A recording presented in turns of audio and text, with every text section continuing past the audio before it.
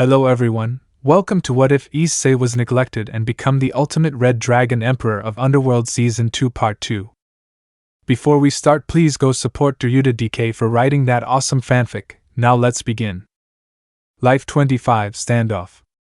Shin and the others made it to the island, and to their surprise the place was calm. It confused them a lot. They knew of their deeds on whole cake, yet no one seemed to be bothered by it.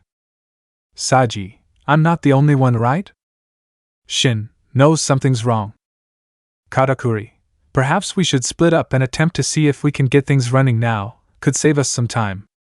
Shin, no, they know our faces, they would react too quickly, and given your guys' roles with Big Mom, they will also be aware. I think we just chill here for a bit and see what comes and goes. Smoothie, indeed you are an interesting one, Lord Shin. Shin shook it off, since a while after they left Whole Cake those who joined him started referring to him as Lord Shin. He didn't mind, but it wasn't something he was entirely used to begin with. They just stayed where they were being covered and hidden well, and with a large amount of foot traffic where they were hidden in a garden in part of the city, they would and could hear a lot of information at once. They sat in silence, keeping things chill and calm, waiting for the right moment to make their move. As they were waiting and listening around, it was small talk that just irritated Shin to his core about how they were talking about his clan and how he was truly the unworthy one, but kept his cool. They knew what he was going to do to all of them. Then it finally happened, a moment they could learn something real. They watched as two guards who looked tired and couldn't be bothered to do their jobs stood right in front of the bush with their backs turned towards them. Guard, my god, this is troublesome. Guard 2, agreed. I mean, who does he think he is, the Dragon King? Please, he's just some kid playing dress up at this point, causing problems for everyone when been fine all this time. Guard, but still he's proved to be a bit of a threat to the whole Celestial Dragon line. Big Mom never stood a chance. I mean, he took out Katakuri and the rest of his siblings who were monsters themselves. If he keeps this up, then he might get the people to stand with them, to stand against him, then watch them make us deal with it. I'm tired, man. Guard 2, please, as if he's nothing. If I saw him, then I'll show that brat who's boss. He's just a kid, he's not that scary. Shin had enough and grabbed them into the bush and used his claws to cover their mouths, prompting Azazel and Serzex to strip away their clothing and tools, got changed, and went on their way to get more information for Shin, no questions asked. The guards started panicking because they didn't expect them to be here in the exact bush too. Shin, sad face, pissed, so then I'm nothing, you say? His mouth started to spit and his teeth grew razor sharp with his red glowing eyes. It scared the two guards, not expecting him to be this scary up close, that they started to piss themselves in fear, seeing a monster and in front of them ready to kill them at any moment. Shin, now then, I'm only going to ask once. Lie and try and scream, your lives will be finished faster than you can blink, understood? They nodded in fear. Shin, good, tell me, where is everything belonging to my clan? He let them go, and they hit the floor. Guard, scared, we don't know much, but that the Don Quixote family have access to anything and everything. They provide blessings to others to give them their boost of power. Saji, okay, so how many are there? Guard 2, sad face, scared. About 6 main members, the rest I personally wouldn't worry about. Shin, and why is that? Katakuri, Baby 5 is the weakest of the 6, still a problem, but she's someone that can be easily persuaded with a marriage proposal. The rest below her ranking really don't pose any bother. We can easily handle them, my lord, but those above her might need a bit more to deal with. Shin sighed and nodded. Shin, who are the rest? Guard, scared, besides Don Quixote you have Pika, Senior Pink, Law, Bellamy, then Baby 5. They run this island and keep it relatively safe for them with the relics you speak of and the bodies of the old dragon clan. Shin, what else is there to know? Guard 2, sad face, seared. The White Dragon Emperor is here to assist him with the possibility of your arrival in the next few days. Shin, good. With one pull he broke their necks and let their bodies hit the ground. Shin, you heard him, stick to the plan. Saji, fine, but what about you? Shin, I'll handle Vala. Given that they gave us a few more days before we got here, my arrival now would throw some plans out the window. If I know Vala, he's going to ask to be first to intercept me due to being rivals of power. It will only be him. Cracker, and if the Don Quixote family makes a move? Shin, they won't. They would first want to gauge me. I won't go full out. I won't even fully transform. Valley isn't something I'm too worried about. That family is. divide and conquer and follow the plan. They all nodded, and he jumped out of the hiding spot and used his Zeton and caused massive red clouds to come and get their attention. Shin just walked through the town, and anyone that got in his way he cut them down, leaving a trail of blood as he walked, staining the streets in the blood of the demand. As he got towards the house, he stood in front of the main house with a smile on his face, and the rest of the guards all surrounded him ready to take his life, but Shin gauged the devils surrounding him, and they were mid-class at best. Shin, is that how you treat someone who can kill you in seconds? You speak a lot of shit, you know that. He looked up and saw everyone he knew was here looking at him, ready to attack him within moments. Shin took a deep breath and purposely broke the necks of all the guards around him, and just to spit in Donquixote's face, he killed a good amount of celestial dragons in the process. Walking here, they looked behind him and saw the massive trail of blood he left behind him, and realized that this is the real deal. Shin, you're next, Don Quixote, that's a promise. He grinned, and Don Quixote matched his smile, liking his enemy already. Don Quixote, am a man of my word, I'll let this dragon fight you as promised. Vala didn't waste any time and rushed Shin, who just turned to the side and elbowed him in his back, then kicked him hard enough in the stomach to send him into the wall, but the force he used sent him through 2 houses, not just a single wall. Shin immediately saw how weak he was and decided to torment Vala a bit more. Shin, my god, did you even train?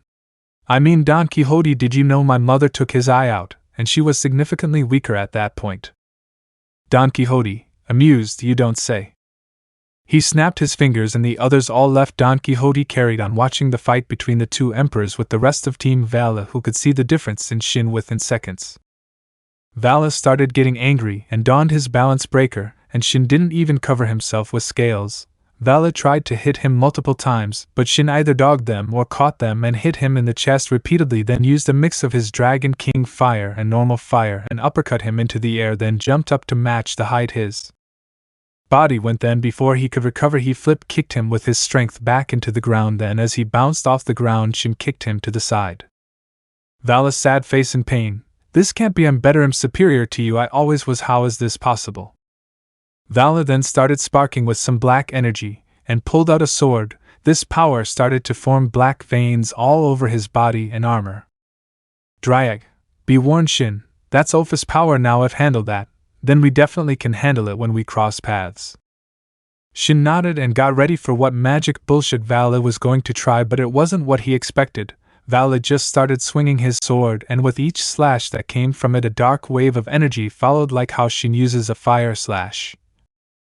They were slow and easy to dodge in real time. Shin didn't even need his heightened senses. As he got closer, the waves stopped, and Vala was aiming for his head. He tried swinging at Shin, who just parried each attack and hurt Vala with each parry. Shin, really? This is all you're capable of?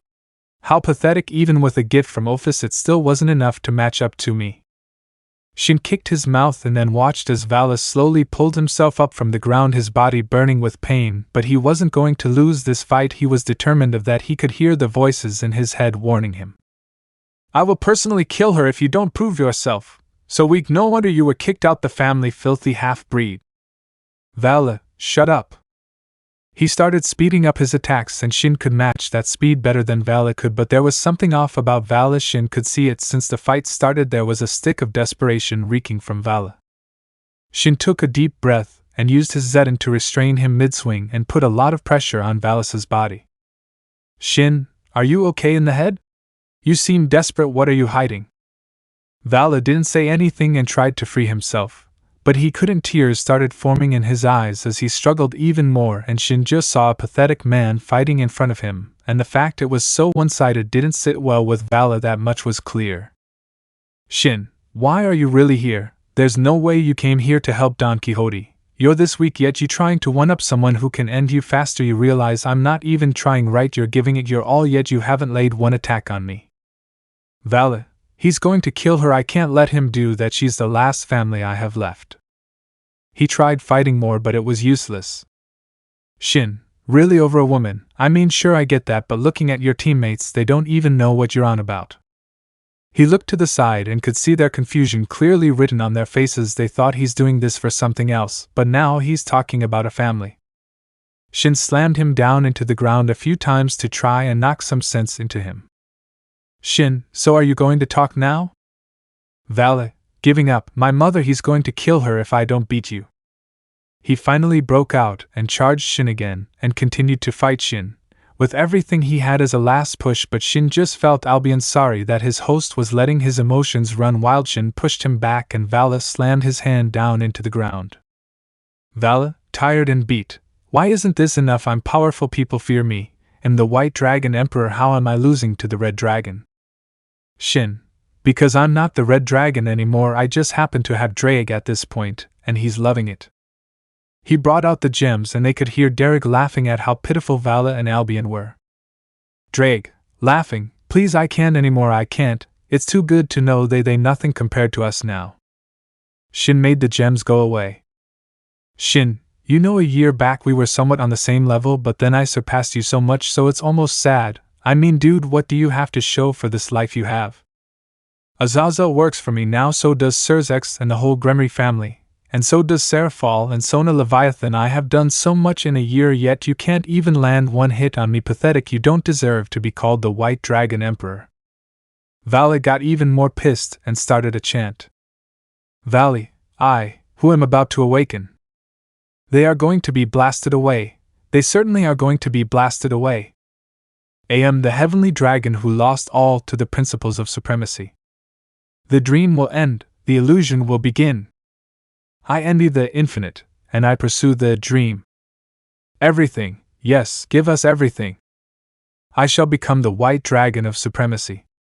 And I shall take you to the limits of innocence. As he did the chant, hearing the mixed voices of both anger and sadness, with the previous users of the dividing gear all chanting at the same time, creating a full transformation, and he used Juggernaut Drive and charged at Shin, who showed off a fraction of his strength, and stopped the attack. They broke the ground home and the whole area around. Behind him, killing more Celestials watching from what they thought was a safe watching distance, was killed within seconds. That was something not even Don Quixote expected from Shin in terms of strength, or even the rest of the team. Vala. Shin, this is your best, you weak, remember that when you wake up. Shin broke his arm and then used his piece of the dividing gear on him to go back to his base form, then threw him into the air a few meters and looked at his team. Shin, the rest of you better go and check on him, he could be dying. They quickly ran away, not wanting to be faced off with Shin. Then all that was left was Shin and Don Quixote both staring at each other down, anticipating a decent fight. Don Quixote, well, it seems that the Dragon Clan really has come back. Interesting, I suppose you know already? He grinned and Shin closed his hands and blood started to draw from his palms, but he needed more information, way more than what he knows. Shin, humor me a bit, all this, why? The devils gave you the power of God and yet you never overthrew them and took all the power for yourself. Don Quixote, why bother? We were already stronger than the Dragon Clan, we proved it a few years back with the attack of that night. Shin, what do you know about that night that I don't? Don Quixote, what's there to say? It was a nice night. It had been a few years of planning this attack. After finding out about the mating season, we picked the moment your father would be weakest, and to our surprise he was. Killing off the clan was easy. Most of the followers' connection to their masters weakened due to the fact it was mating season. We carried on with the plan, and we took everything that gave you the power and made the high-class devils stronger. Your little girlfriend Rias was brought here, and we used the machine to make her stronger. All high-class devils were brought here.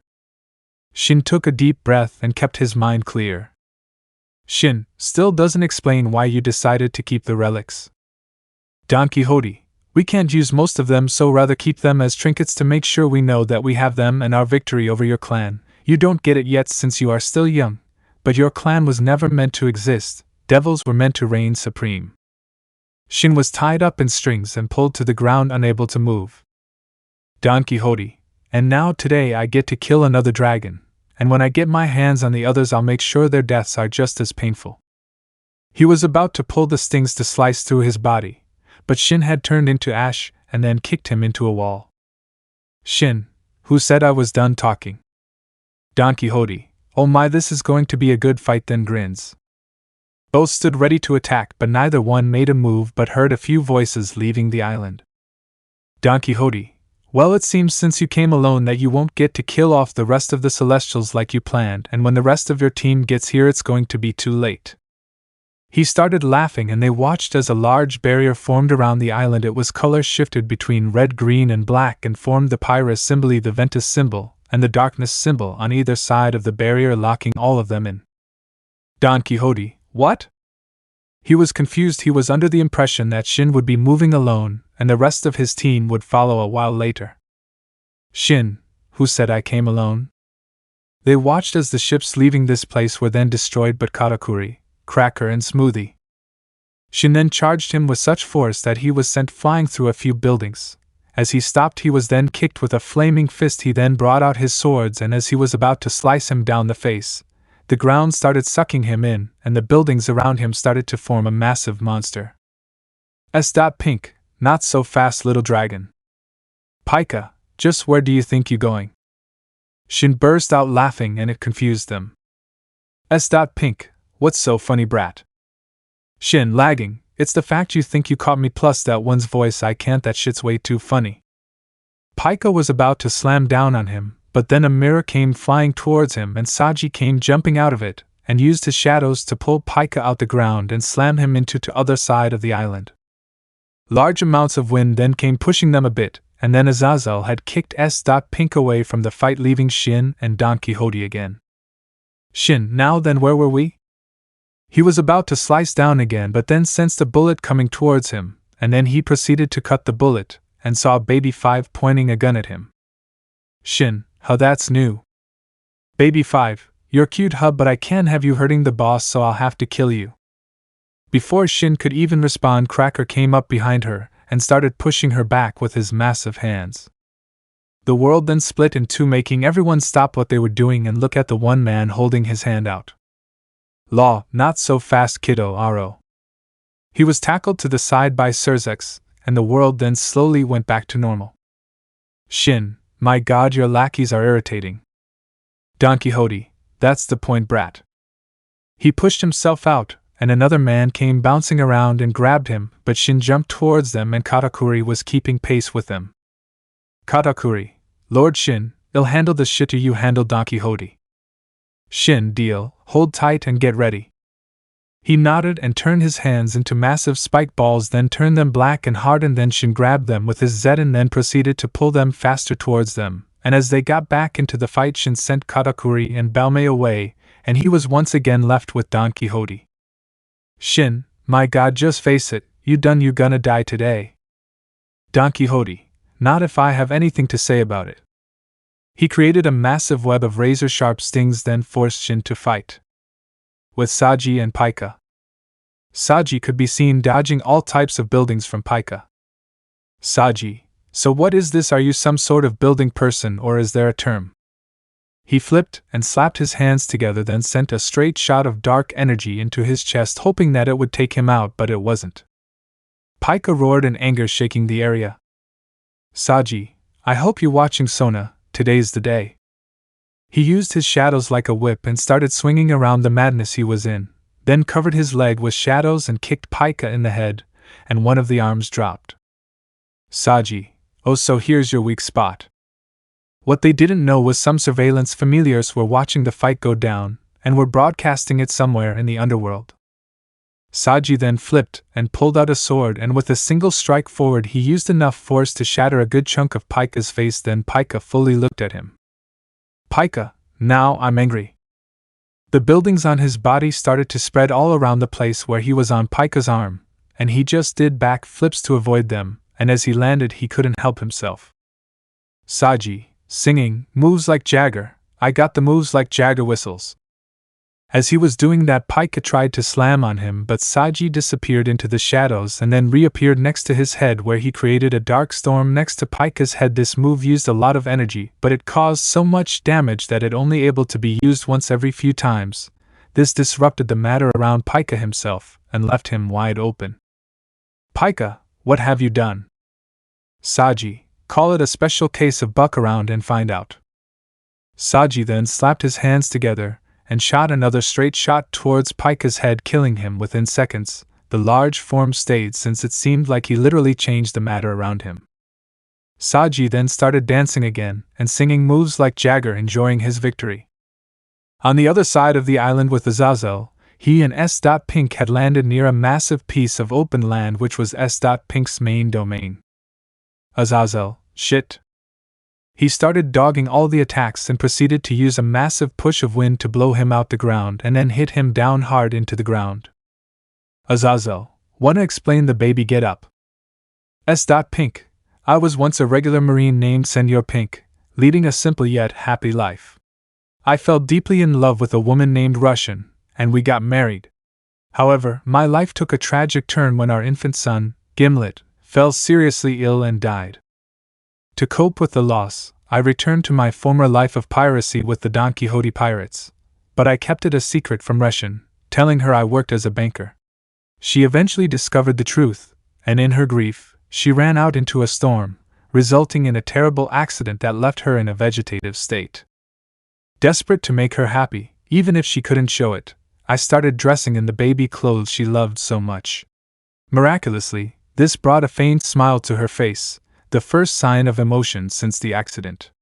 From that moment on, I continued to dress in baby attire as a tribute to her and to preserve that fleeting connection we once had. Now I wear this outfit proudly, bearing the memories of my lost family and the life I could never fully leave behind. It's a constant reminder of the love and loss that shaped who I am today. While explaining the reasons to his attire, Azazel shed a few tears for him and gave a sign of respect. Azazel, damn man, that cut deep. I have a whole new respect for you, from man to man, but we going to need to end this. He raised his hands and so did S.Pink. S.Pink, like real men, fist fight first to go down loses. Azazel wouldn't have had it any other way. They started their fist fight hitting each other with everything they had, and with each hit, Azazel could feel the difference in the way he punched and noticed that his right hook was an opening for him to finally end this fight. As he predicted, the right hook came and Azazel ducked under it, then proceeded to hit him in his temple so hard that it died a quick death, and once his body hit the floor, Azazel kneeled next to him, showing a sign of respect for his foe. Jumped to the other side of the island. Sizes had his power of destruction leaking with some fire burning off his body. Surzex, it been a while since I let loose. Law, don't think so fast, room. The whole environment was surrounded by a bubble and Surzex watched, ready for anything. Law, shambles.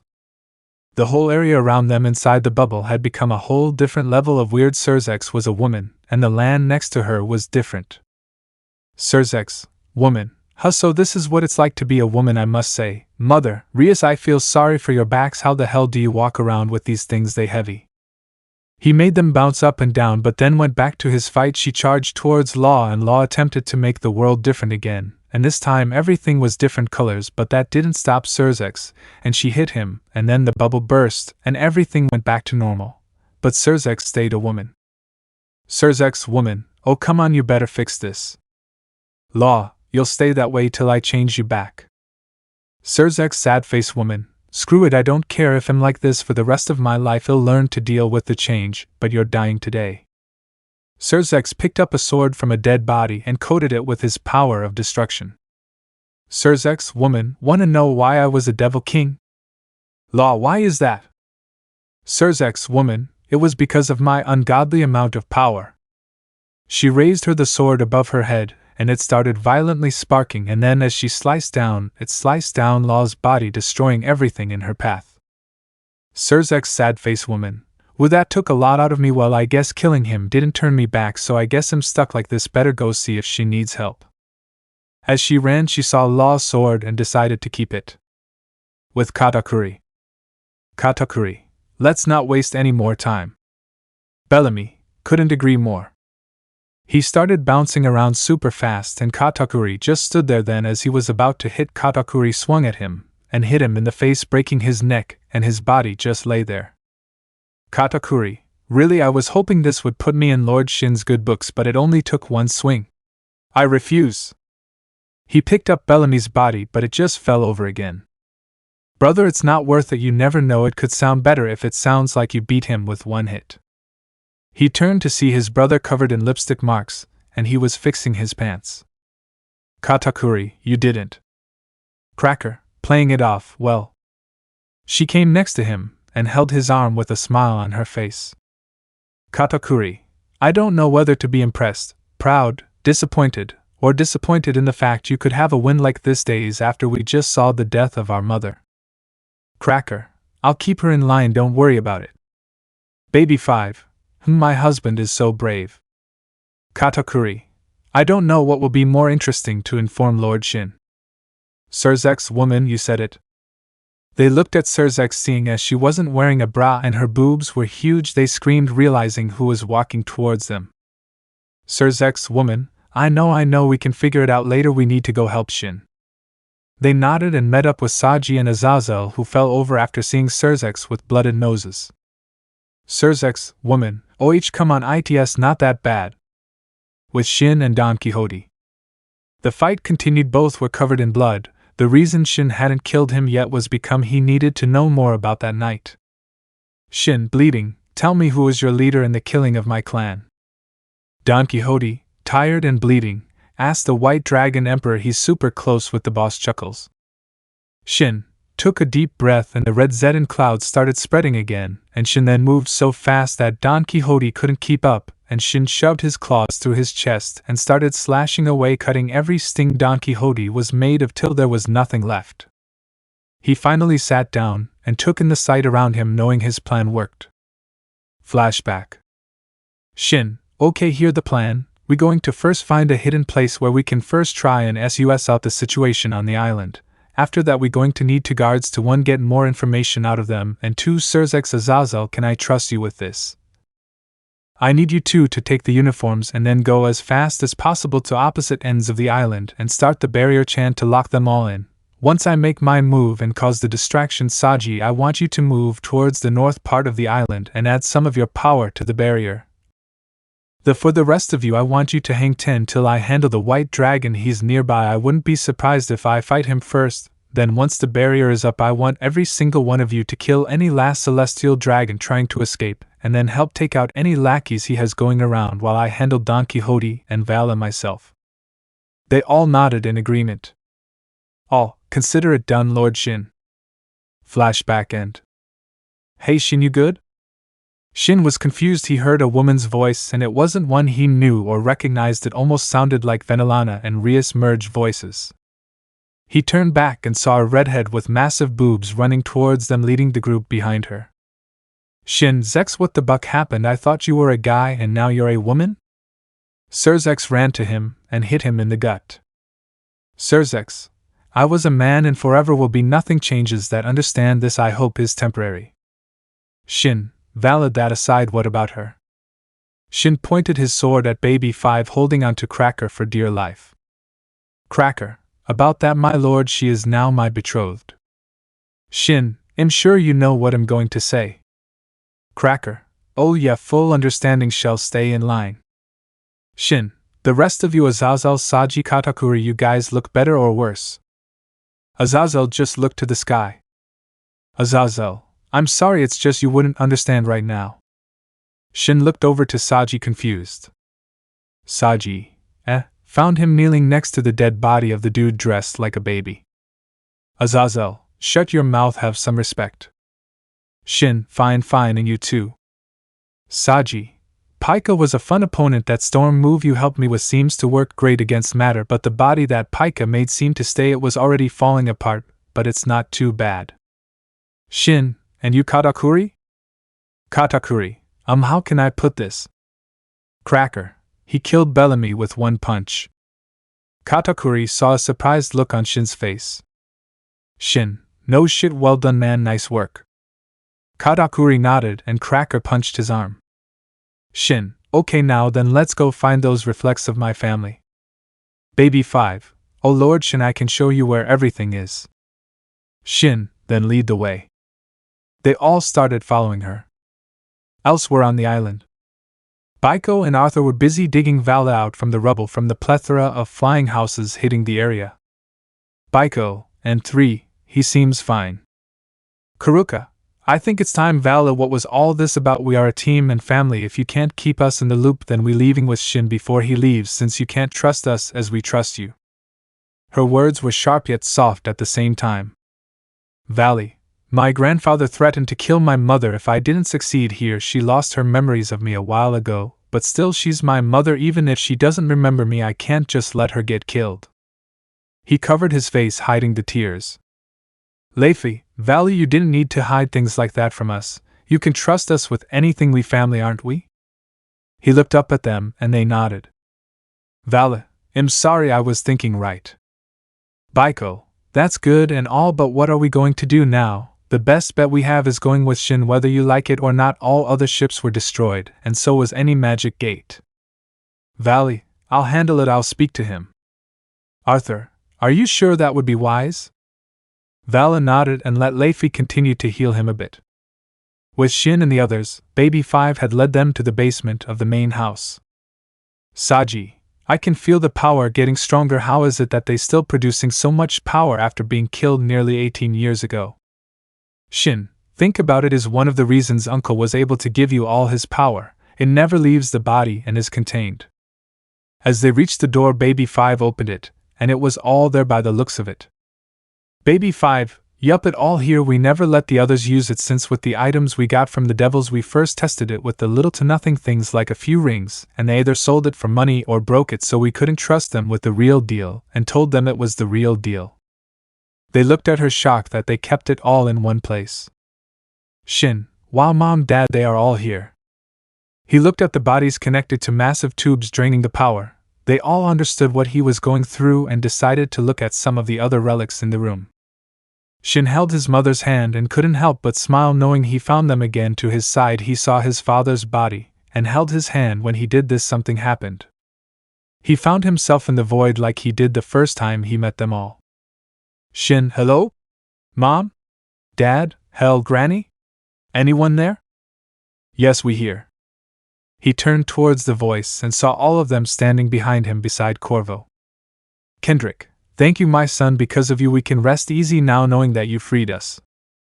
"Kyuko, he's right. As much as we all would have loved to get to know you all better and see you all grow, things changed." "Vincent, she's right, kid." "Sora, yes, son-in-law, I see you've been keeping your promise of keeping Akari happy."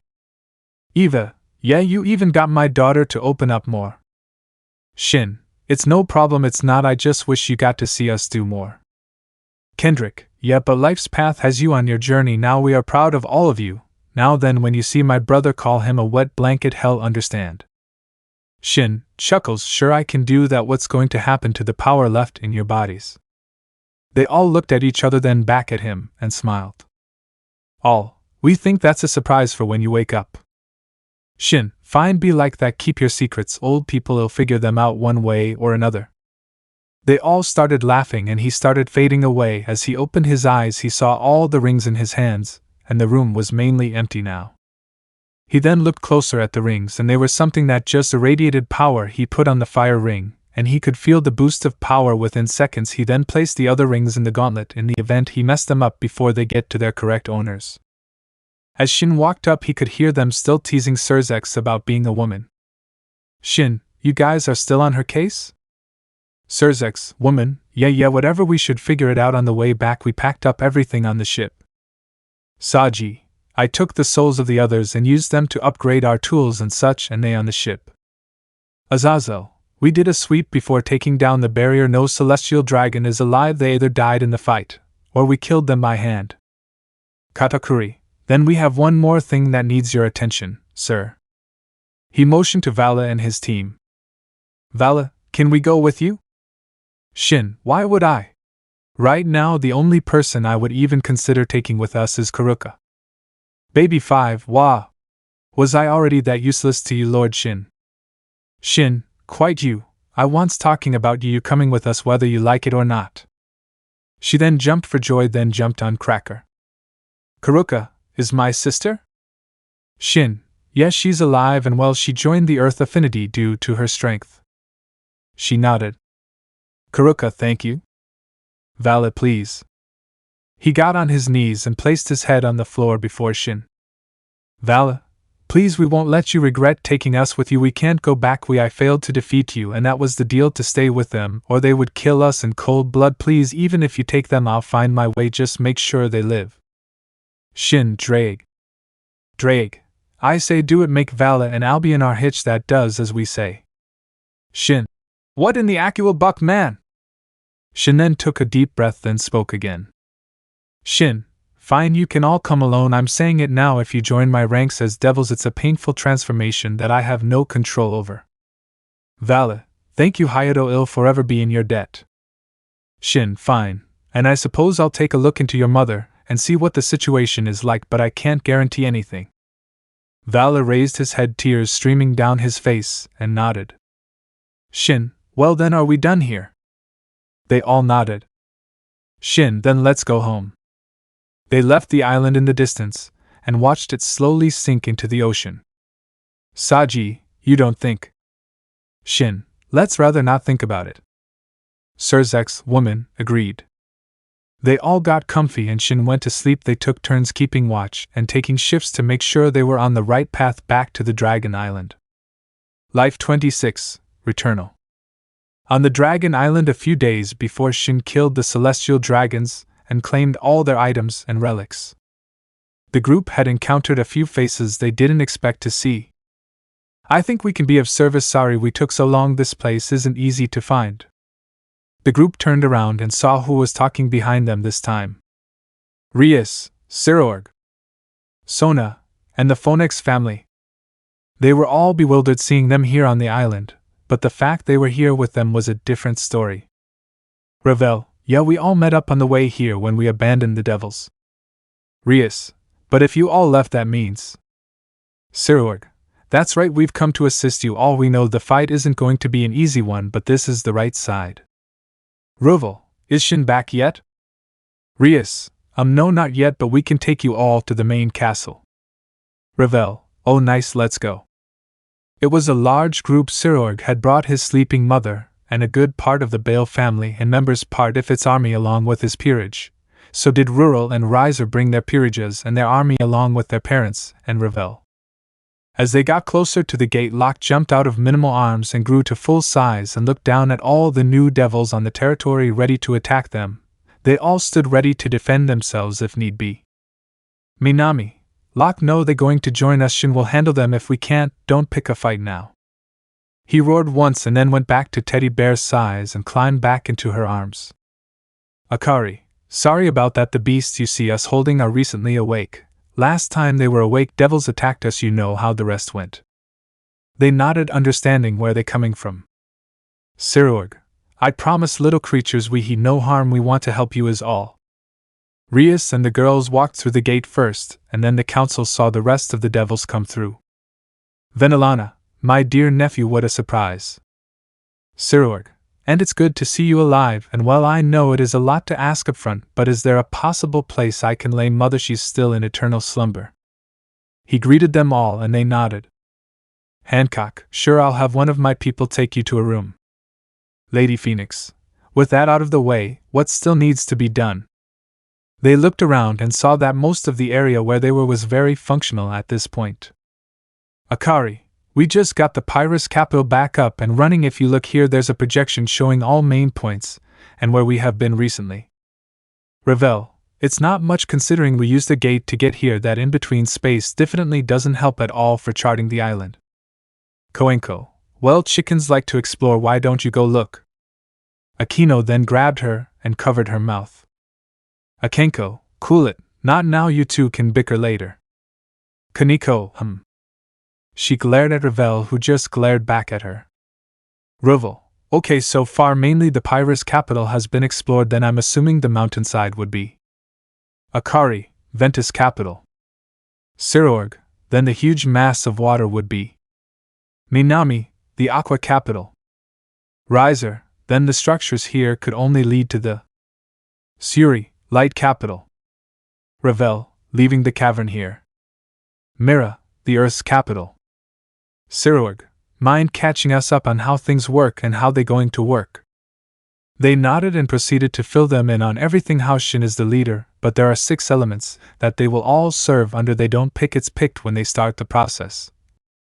But since they become followers, they get different ranks. They explain the difference between the ones they have now and how their role will be decided when they do the ritual. Then they experience a power boost when their master, which is one of the 6 elements, so they would be stronger when fighting with their masters. Then they can live wherever so long, since Shin and Saji aren't back yet to help with the ritual. Sirigar, interesting. Well, we have multiple hands that will help around. We can assist to get things moving further. They all nodded, then spent a few days getting a lot more homes operational. They all decided to have a meeting since Shin and the others kind of went silent with the news. Mira, you don't think they lost you? Akari, no, I'm sure some of us would have felt the disturbance if we had a loss. Irina, agreed, I'm not sure what it is, but I have this pull towards him like I can easily find him. Rias, weird, I have it too. Hancock, same as I. They all then looked at the old man busy sleeping in his chair, then Grayfield woke him up. Corvo, huh, what? Can't a old-timer get some shut-eye? Suri, Uncle, Shin's mates are experiencing a pull towards him. Corvo, oh, you talking about the eternal bond? I'm sure his first mate would understand this. Depression when you don't know where he is, feeling lost when he's not around, a weak feeling when you wake up, and furthermore a paranoia about being alone forever. Any of it ringing a bell? Rias, yes. Akari, yes. Hancock, yes. Irina, yes. Corvo, good, that means the bond is strong with that one. If you can still feel a pull towards him, then he's fine. Think of it like a tracker that works both ways. He'll always find you no matter how far you are from him. The girls' hearts fluttered a bit thinking about it. Sirorg, after Lady Hancock told me about where they went, I sent a few familiars in the direction for some surveillance to see what could be taking so long. He tossed a disc in the center of the table, then a screen appeared, and they looked at the whole cake island. Ravel, as we know already, dust. Rosweiss, what about the other one? Sirorg, let's see then. As the screen changed, their blood all ran cold. Seeing the massive amounts of continuous destruction, and seeing that the fight was still going, shocked them all. Rias, my god, can we get in closer? Sirorg, sure, they set up a barrier to keep them all in. Shin definitely don't want them to escape. As the familiar got closer, the first thing they went to was the giant fighting a shadow. They saw a fight, and it was Saji busy dancing on a giant, and they heard everything he said and him singing. Corvo, good, looks like the brat is experimenting with his powers. They watched him when then it moved to Azazel fighting a man-baby, and they heard everything there as well. They watched him when then they saw Surzex, and none of them could know how to respond. They watched him get turned into a woman. Zeotix, my son. They watched him complain about how big his bust was, then watched him do something they hadn't seen him do before, use his power in such a violent way. They saw some others fighting as well, and referring to Shin as Lord Shin. As they moved around, they saw Team Vala with Vala completely thrashed and busy getting healed, then found Shin fighting and saw how he won and his reaction to Surzex. Then when the barrier went down, they messed up the familiars and they lost the signal. Grafia, thank goodness Milikas is sleeping. I can't fathom him seeing his father in that state. Rias, I'm more taken back that he said he'll stay like that if he must. Venelana, I always wondered what he would have looked like as a woman. They all looked at her shocked. Venelana, what she sounds like. Rias and I merged together. Zeotix, hopefully they figure something out. They then carried on waiting, knowing that Shin and the others would be back soon, with the people from Whole Cake settling in nicely, and so was the army from the Bale and Phoenix families. They managed to maintain the Pyrrhus capital to what they believed was its former glory, then decided to relax and practice their skills against Sirorg, Ruvel, and Riser. They all stood on opposite ends ready to fight. Even Sarah Fall was with. She needed to learn how to fight with these new abilities. Grafia agreed as well. As they started, a cry was the first to make a move, snuffing out any fire, then proceeded to try and kick away Sirorg, but he caught it and tossed her back. Kiba then proceeded to create a few slashes of fire towards them, but Riser caught it and sent it back to them. Then Mira and Kaneko created a wall of earth to defend them, and Minami and Sona created a few spikes of ice to make them scatter. Then Irina, Momo, and Tsubaki created a blinding attack. Then Suri followed up with a beam of light to push them back. Siriag just charged at them, knocking them back. Then Riser and Ruvel surrounded them with fire and managed to take them out before the others could try and make a difference. Sirorg, okay, you guys are going to need some work, a lot of it. Corvo, as it stands right now, Shin and my apprentice are the only two that could remotely help you all when the rest of you join the ranks. but you're not bad fighters, but relying on devil power to train will be a downfall. Ravel, how come? Corvo, this power is free and not restricted like you have high class, mid class, and low class. This clan has none, it's just Shin who will be stronger since he has a physical limit to his powers. For instance, Irina over there is stronger than her master yet must still protect her when need be. Riser, interesting. Even with that in mind, I think it should be thought out that when Shin gets back we establish a plan. I'm not sure if you are aware of what's happening in the overworld. Rias, what is going on? Ruvel, since the start of all this with Shin coming back into power, nature is trying to rebalance itself similarly to when the devils killed them and became the main power. But this time it is different, the world seems to be tearing itself apart. Shin along with the rest of the masters will need to go and help mend things around the world. Mira, really, I don't think we can handle such a request yet, it's too far ahead of us, we just somewhat managed to get a grip on our powers, now you want us to save the world. Corvo, he's right, when Shin gets back he might throw you into the deep end and force you into situations you're not ready for. Minami, I mean we haven't even been to the overworld before. Akari, I was the opposite, Eve never been to the underworld so recently. Sirorg, regardless we're going to need to make it a team effort to rebalance nature as best we can. The brigade is hoping this would be enough to allow themselves to act as the saviors in the overworld, to have the overworld on their side. Riser, even I would urge Shin to try and make face first to get them on our side of things. Rias, but then that means exposing ourselves with who and what we are. Corvo, if what they say even has some weight to it, then Shin would need to be the bridge between both the overworld and the underworld, connecting the two. Irina, it feels like we're putting too much on him, he's one person, and he needs a break too.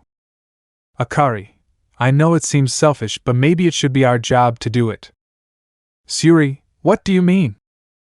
Akari, we should do it, give Shin a break, he's doing so much that it only seems fair, plus we're not stronger like he is, we can only support him, so if this is it then I'll do it. Corvo, spoke keen like a real queen looking out for her king. Horn.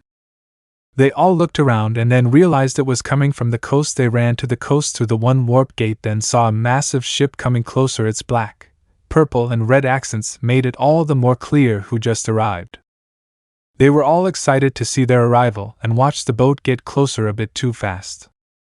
Hancock, run, they don't know how to stop the ship in time. They all ran away a bit and watched as the ship beached itself. Don't you know how this thing works? Yes, I totally took the time to learn this, and it's my specialty. Shut it, it's over. They saw a few bodies jump off the hull and then land on the beach. Shin, oh hey guys, when did you get here? Within seconds, Rias, Akari, Hancock, and Irina jumped on Shin, making him fall to the ground and showering him with kisses. Saji was the next to land, and Sona tackled him and kissed him. Sona's sad face blushing, I miss you. Saji, miss you too. He gave her a gentle kiss, and then just held her in his arms. The others landed, and Surzex was a man again. Venelana, but I wanted to see my eldest daughter. Surzex's sweat drop. Mother, please, I'm just happy I'm me again. Rias, what did happen? Surzex, just as I accepted that I'll be a woman, I went to sleep like normal, then when I woke up I was me again.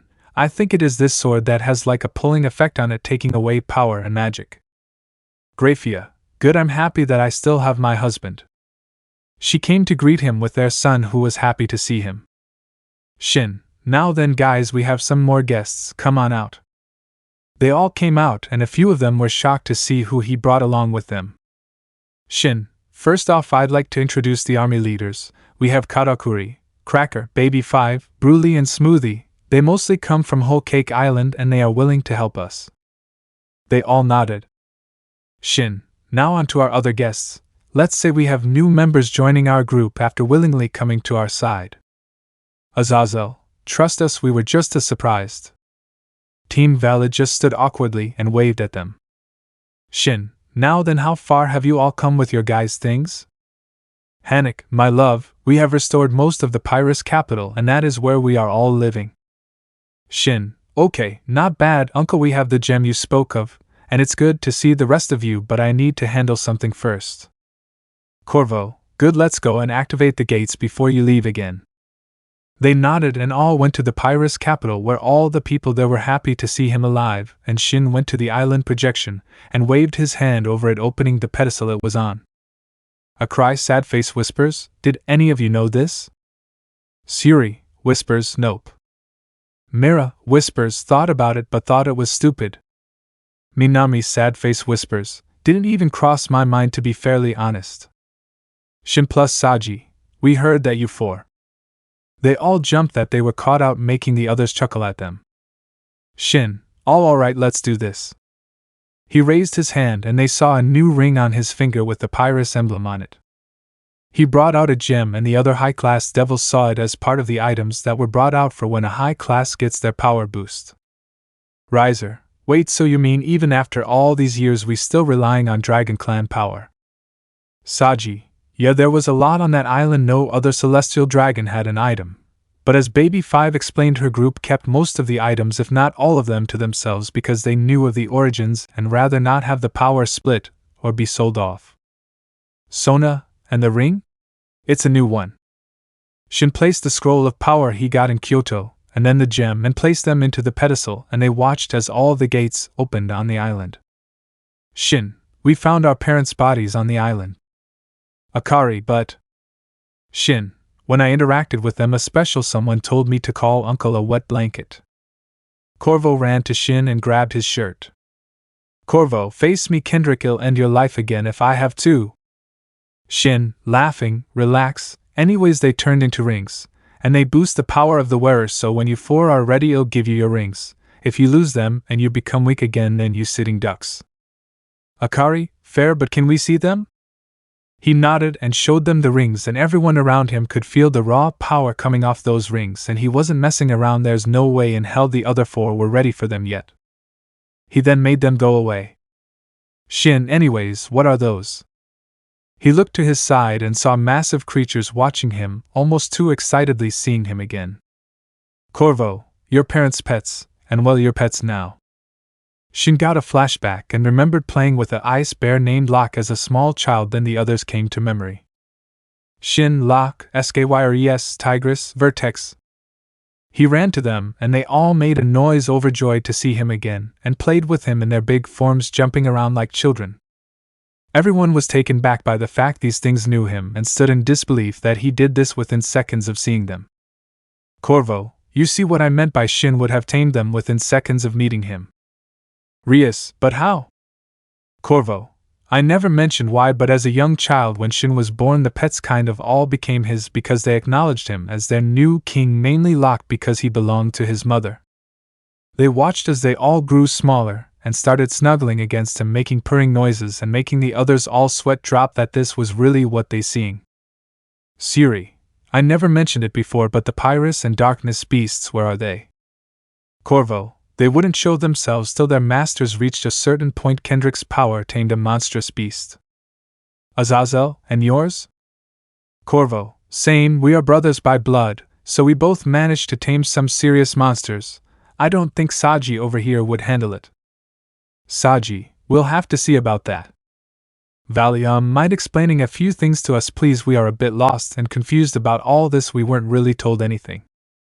They looked at Team Vala confused to hell and back about everything around them. Akari, let me explain everything to you till this point. She explained everything with the help of the others and they all nodded, making the best of what was going on. Karuka, so the devils really were problems, to begin with? They all nodded. Shin, Uncle, where is Leonitis and Hydronide? They all looked at him confused about who he was talking about but mocked it up to the last two pets missing. Corvo, Leonitis? Who knows? Thing hardly listened to Kendrick to begin with. Saji, and Hydronoid? Corvo, the black abyss of the island most probably.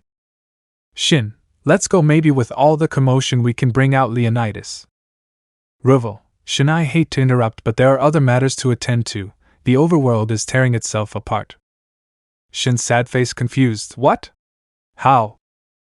Riser, with the fall of the Dragon Clan, nature had to rebalance itself because of the natural way of things, and now with the Dragon Clan on its way back to power, it seems that nature is having a hard time handling the devils and the Dragon Clan both being at the top in terms of power. Shin, He started thinking. Direct.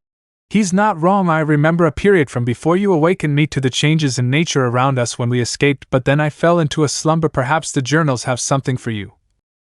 Shin, damn it, you're right. He brought out the journals and they looked different and thicker if one had to describe it. Akari, what the hell, since when were they this big? She tried to lift one and she could hardly lift it. Shin, no time for that. Split into groups and looked to see if Mickey, Goro, or even Granny said anything about what to do if the nature of this needed to change. They all grouped up and started reading. Saji, hey man, Granny said something here. Shin and Akari are sleeping and I sent Mickey and Goro out to scout the area to see what is going on while I protect the kids. The weather seems to be raining a lot. It has been a few days since, and it's constantly raining. It hasn't let up once. Perhaps it's nature trying to rebalance again. Shin, weird. When Akari reunited a few years later, it was constantly raining wherever we were. Hell, even in Hawaii the currents at night were scary enough to be sucked into, yet we still needed to dive into them.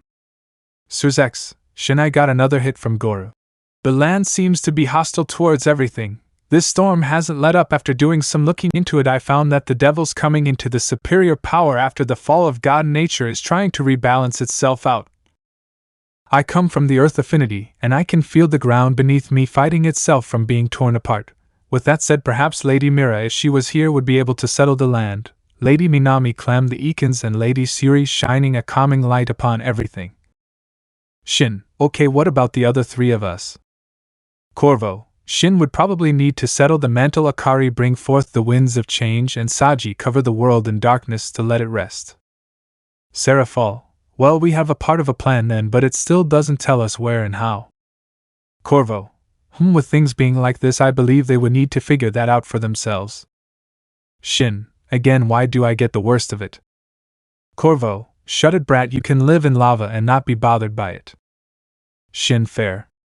Valley, Hayata, I think I found something. It's from Mickey. With the world splitting, it caused a bit of tension in both the overworld and the underworld, trying to merge into one. Kathy wants to ride it out and let it happen. But so far there's been a lot of death following it, and she takes full responsibility for it. But as it stands right now, we are hidden, and to protect the Lord Shin and Lady Akari, we suggest that at a later date, if all goes well, we shall have them attempt to try and mend both worlds and keep them from merging. The overworld isn't ready to learn about magic yet. Look at the hero group and magicians, they have let the power get to their heads. Shin, well, we have an opposition to keep it from happening. Azazel, got a hit here from Kathy or Catherine.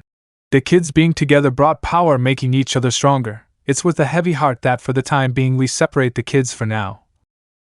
And see how things plan out. We not sure what to do, but for now this seems like the most viable option. There's too much power in one place, and we need to spread it a bit. Shin, alright then, so us being together caused this. Now then, let's see if we can fix this. But first, Serorg, Riser, and I think Ruvel is it. Bring your soldiers here, we have the others here already. Riser, are you going to make us part of the clan? Shin, yup, but be warned, it is extremely painful. Life 27, the Dragon Army. They all gathered together, anticipating Shin to turn them. He was busy looking at the book, and gave it a read. He was pacing around while reading. The others were watching, not just the Bale and Phonics family, but there was the residents they saved from Whole Cake Island. They all watched as he was flipping through the pages. Akari, dude, you good? He nodded and carried on reading. Then he stopped and held his hand, and his scales started rapidly forming on his forearm, changing their shape and the detail of their formation. They watched as his horns started to grow. Then he took a deep breath. Shin, follow my lead, keep yourself on the right path of power, and become the army that is feared by nations. The power pulsed, and all of them were surrounded by a barrier changing between red and dark purple, and some yellow and blue in between. Shin, arise from the ashes, lurk in the darkness, become the beacons of hope, feel the earth under your feet, and cleanse the world of its sins, and feel the freedom of wind in your wings. His voice changed as he was doing the incantation, and they could all feel the power difference for them irradiating from him. Rias, Uncle Corvo, what is going on with Shin? Corvo, be prepared everyone. Adults and teens, it's gonna hurt like hell. They all looked confused and then looked back at Shin, who looked like he was about to attack them all. Shin, now be reborn and follow your king. With that, a large amount of power came from him and hit the group. They all screamed in pain as their bodies were being rebuilt, removing the devil from their bodies and rebuilding them stronger and better. As the spell died down, they all took a knee or just needed to sit down and take in this massive boost of power. Riser looked at his hands, and this was better than the boost he had a few years back when he was fighting Rias and her peerage. Revel, Shin, what was all that? At this point, Shin was still reading the book, not looking at them. Shin, if I did this right, then I just turned you all into each affinity so we wouldn't need to do it one by one, and it randomly selected the best suited role for you. Suri, if that's the case, then how would we what they are if we didn't give them to them? Shin's sad face sweat drop, 2 seconds. He carried on reading, and a few of them chuckled to see he's still learning. Shin, okay, no, this shouldn't hurt. Suri, come here a sec though. She came to him and showed her something. She then stood front and center, and then placed her hands, creating a triangle between her thumb and index finger, and light started to leak off her. Suri, symbolizing. The light spread around them, and above their heads there was a title. Akari. How'd that work? Nice work, Suri. Suri, thanks, smiles. Shin, okay, then let's see. Then all of you move to a group matching your symbol. They all did as asked, and they stood in front of them. Shin, looks like Saji, Mira, and I got the bulk for now, but we all got something. Saji, no kidding, I never thought that I'd be the boss. Like this. Mira, for real? The Phonics family and army became part of Shin's affinity, and so did their army. The two most notable were the titles Ruvel and Riser were given. Shin, those are new commanders, huh? He brought out the book again and started reading. Shin, commanders, persons that lead and maintain the land of their given affinity. They can either rally the people when needed or control the army with the monarch of said affinity. Papyrus army members of this group are stronger than the normal citizens and will perform better in a fight. Saji, let me check what I got.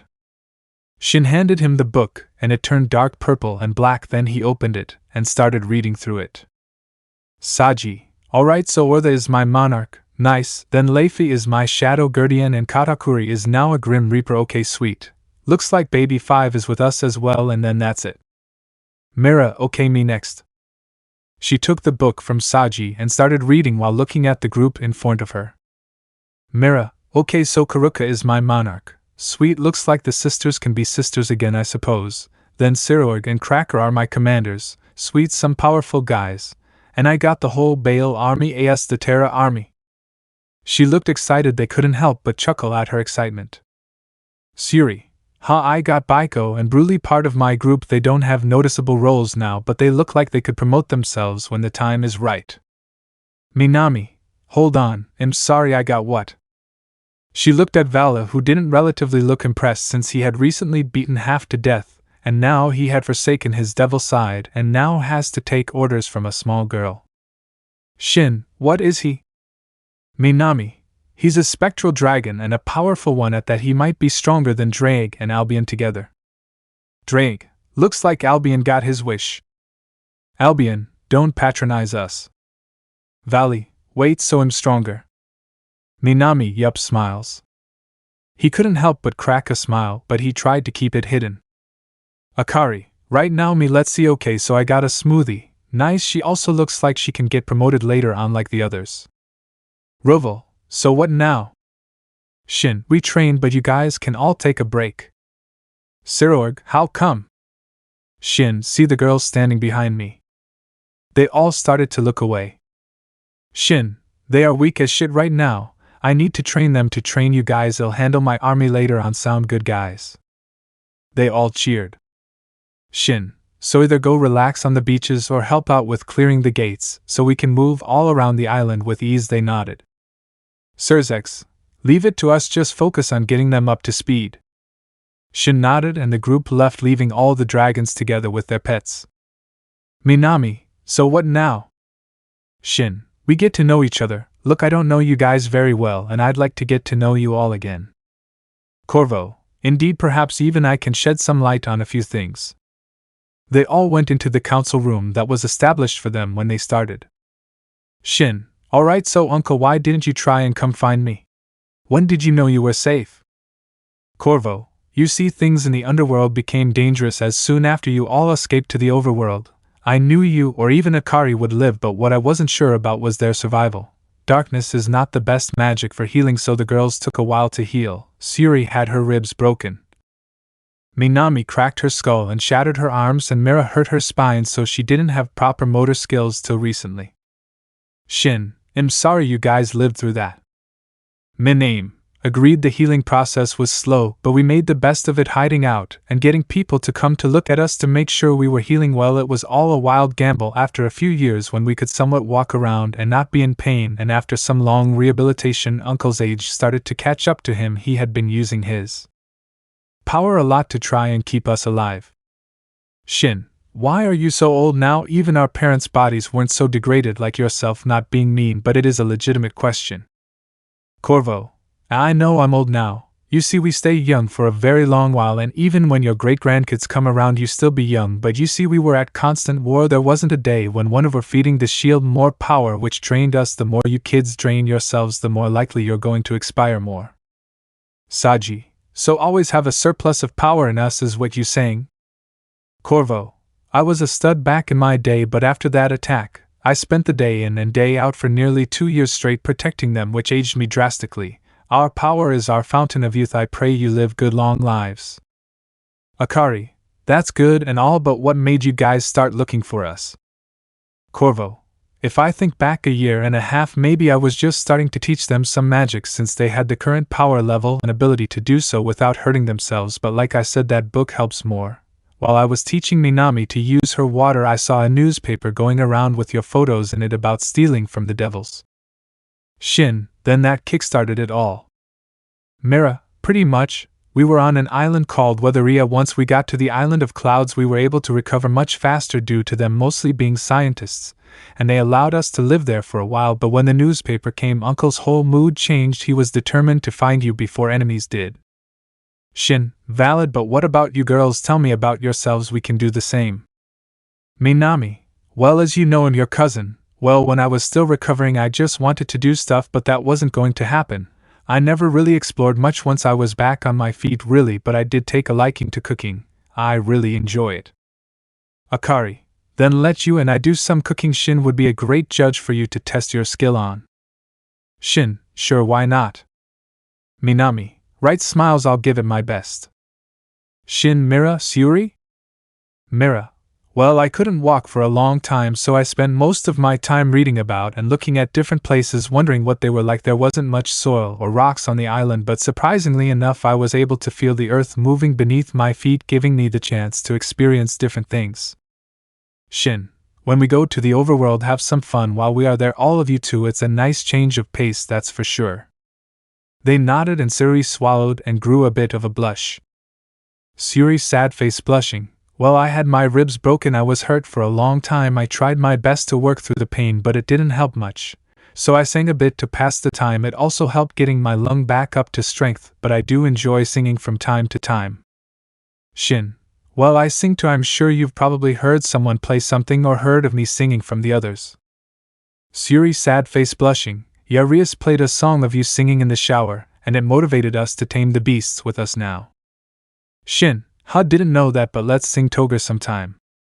She nodded and smiled. Suri, can do. Akari noticed something with her but decided to look into it later. Akari, well, I suppose it's my turn. Well, I lived in the countryside, so I love running in the rain, cooking, and recently training. That feeling of getting stronger has really turned into an addiction. Other than that, I'm probably the most easygoing out of all of us. If it's not Shin or Saji going easy, then it's me. Mira, what was the overworld like?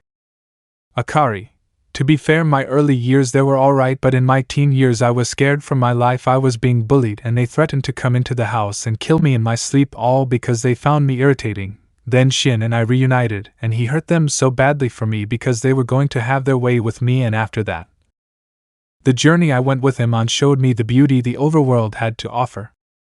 Suri, what did he do? Shin, broke their bones slowly and paralyzed them from the neck down, then threw them into the forest and left them for dead. Minami, damn, okay. Shin, I made a promise to protect her, and I'll extend that promise to all of you if I have to. Saji can fend for himself. Saji, yeah, well, for me nothing really too important. I have 2 siblings in foster care because I couldn't look after them. I see them now and again, and they doing well, but other than that, as said, I'm easygoing, I'm good with most things, and nothing really bothers me besides that old man over there. Corvo chuckles, as you should be, and making it a point to get on your nerves. Saji, right. Shin, well, I used to go by Issei. I had a double memory wipe, and you all saw the log books and how much was in them. But I was a perverted loser who didn't have good friends. Then on my birthday, when I decided on a change, my life got better. I went from a skinny, depressed teen to this muscular monster in front of you. Grins, but I enjoy my food. It'll be violent on anyone's behalf if they have a place in my heart. I play the guitar and keyboard, and I can sing incredibly well, so much so people thought I was going to be a pop star. Mira, what's a pop star? Shin, oh yeah, a pop star is a performer that sings for millions of people at a time. Suri, okay, makes more sense now. Shin, so I was told by my wife and girlfriends that you all achieved your dragon forms. Saji, what? Come on man, am I again the only one out of the loop? Mira, yeah, after Rias played your songs we were fighting Locke. He was beating us down every day till we got moved by you. Then in that last fight we achieved the form, and that's all she wrote. Shin, then maybe this wouldn't be too difficult. I just need to get you used to dragon techniques, then your abilities and powers will start flowing like it is natural, and anything you do will feel right. They nodded. Kurovo, on that topic of your dragon forms, your abilities will vary from what you think that book can teach you. Remember when you saw Saji and how he was using his shadows? It's all experimentation. I never taught him that. They all nodded. Shin, now then, how about we go ahead and start getting you all ready for some training? They nodded and started moving towards Locke's old nest. The beasts followed them and started to grow, and watched them. Shin, all right, first off let's see your scale marks. Suri, scale marks? Minami, oh wait, you mean these? She lifted her shirt, and they could see a different set of markings swirling around her midsection. Shin, yeah, that exactly. He took off his shirt and showed them what he was talking about. Shin, see, these lines represent your armor and slices formation. As such, Saji has a formation akin to him, and if you look at Akari, she has some light ones. The stronger they are, the stronger you are. Akari took off her top, leaving her in her sports bra, and they could see the markings starting their formation. Mira, Minami, and Suri took off their tops, also in their sports bras, and Shin came closer to look at their markings. They were visible, but on each of them he could see where their bones broke, and where they were seriously injured. It was something the 3 girls knew about each other, that they feel self-conscious about their scars, but seeing how many Shins has made them think they could talk to him about it. Even Akari has a good amount of scars, and Saji. Suri, blushing, can I ask you something? Shin, sure, what's up? Suri, your scars, how do you deal with them? Shin looked at his scar-littered body and thought to himself. Shin, am not sure, I just started putting them aside one day, not caring what I looked like. As long as I was alive and healthy was all I wanted. Akari, and let's not forget a loving family, but are you 3 feeling a bit self-conscious about them? They all nodded. Saji, PSH, don't think they are bad, think of them as the scars that showed you lived. I mean, look at this one. He showed them the massive scar going across his back. Saji, that was from fighting a god with Shin and winning. Shin, he's right, each scar has a story to tell. Akari, like these, Irina and I were kidnapped by an evil dragon, and these scars were from him purposely hurting us. Then Shin came bursting through the room and killed him over on that island over there. She pointed at the island, and they could see it in the distance. Shin, so chin up, sure scars aren't the best thing to have, but remembering what you lived through helps, like this one here. He pointed to his stomach, and they saw what looked like a pipe went through his midsection.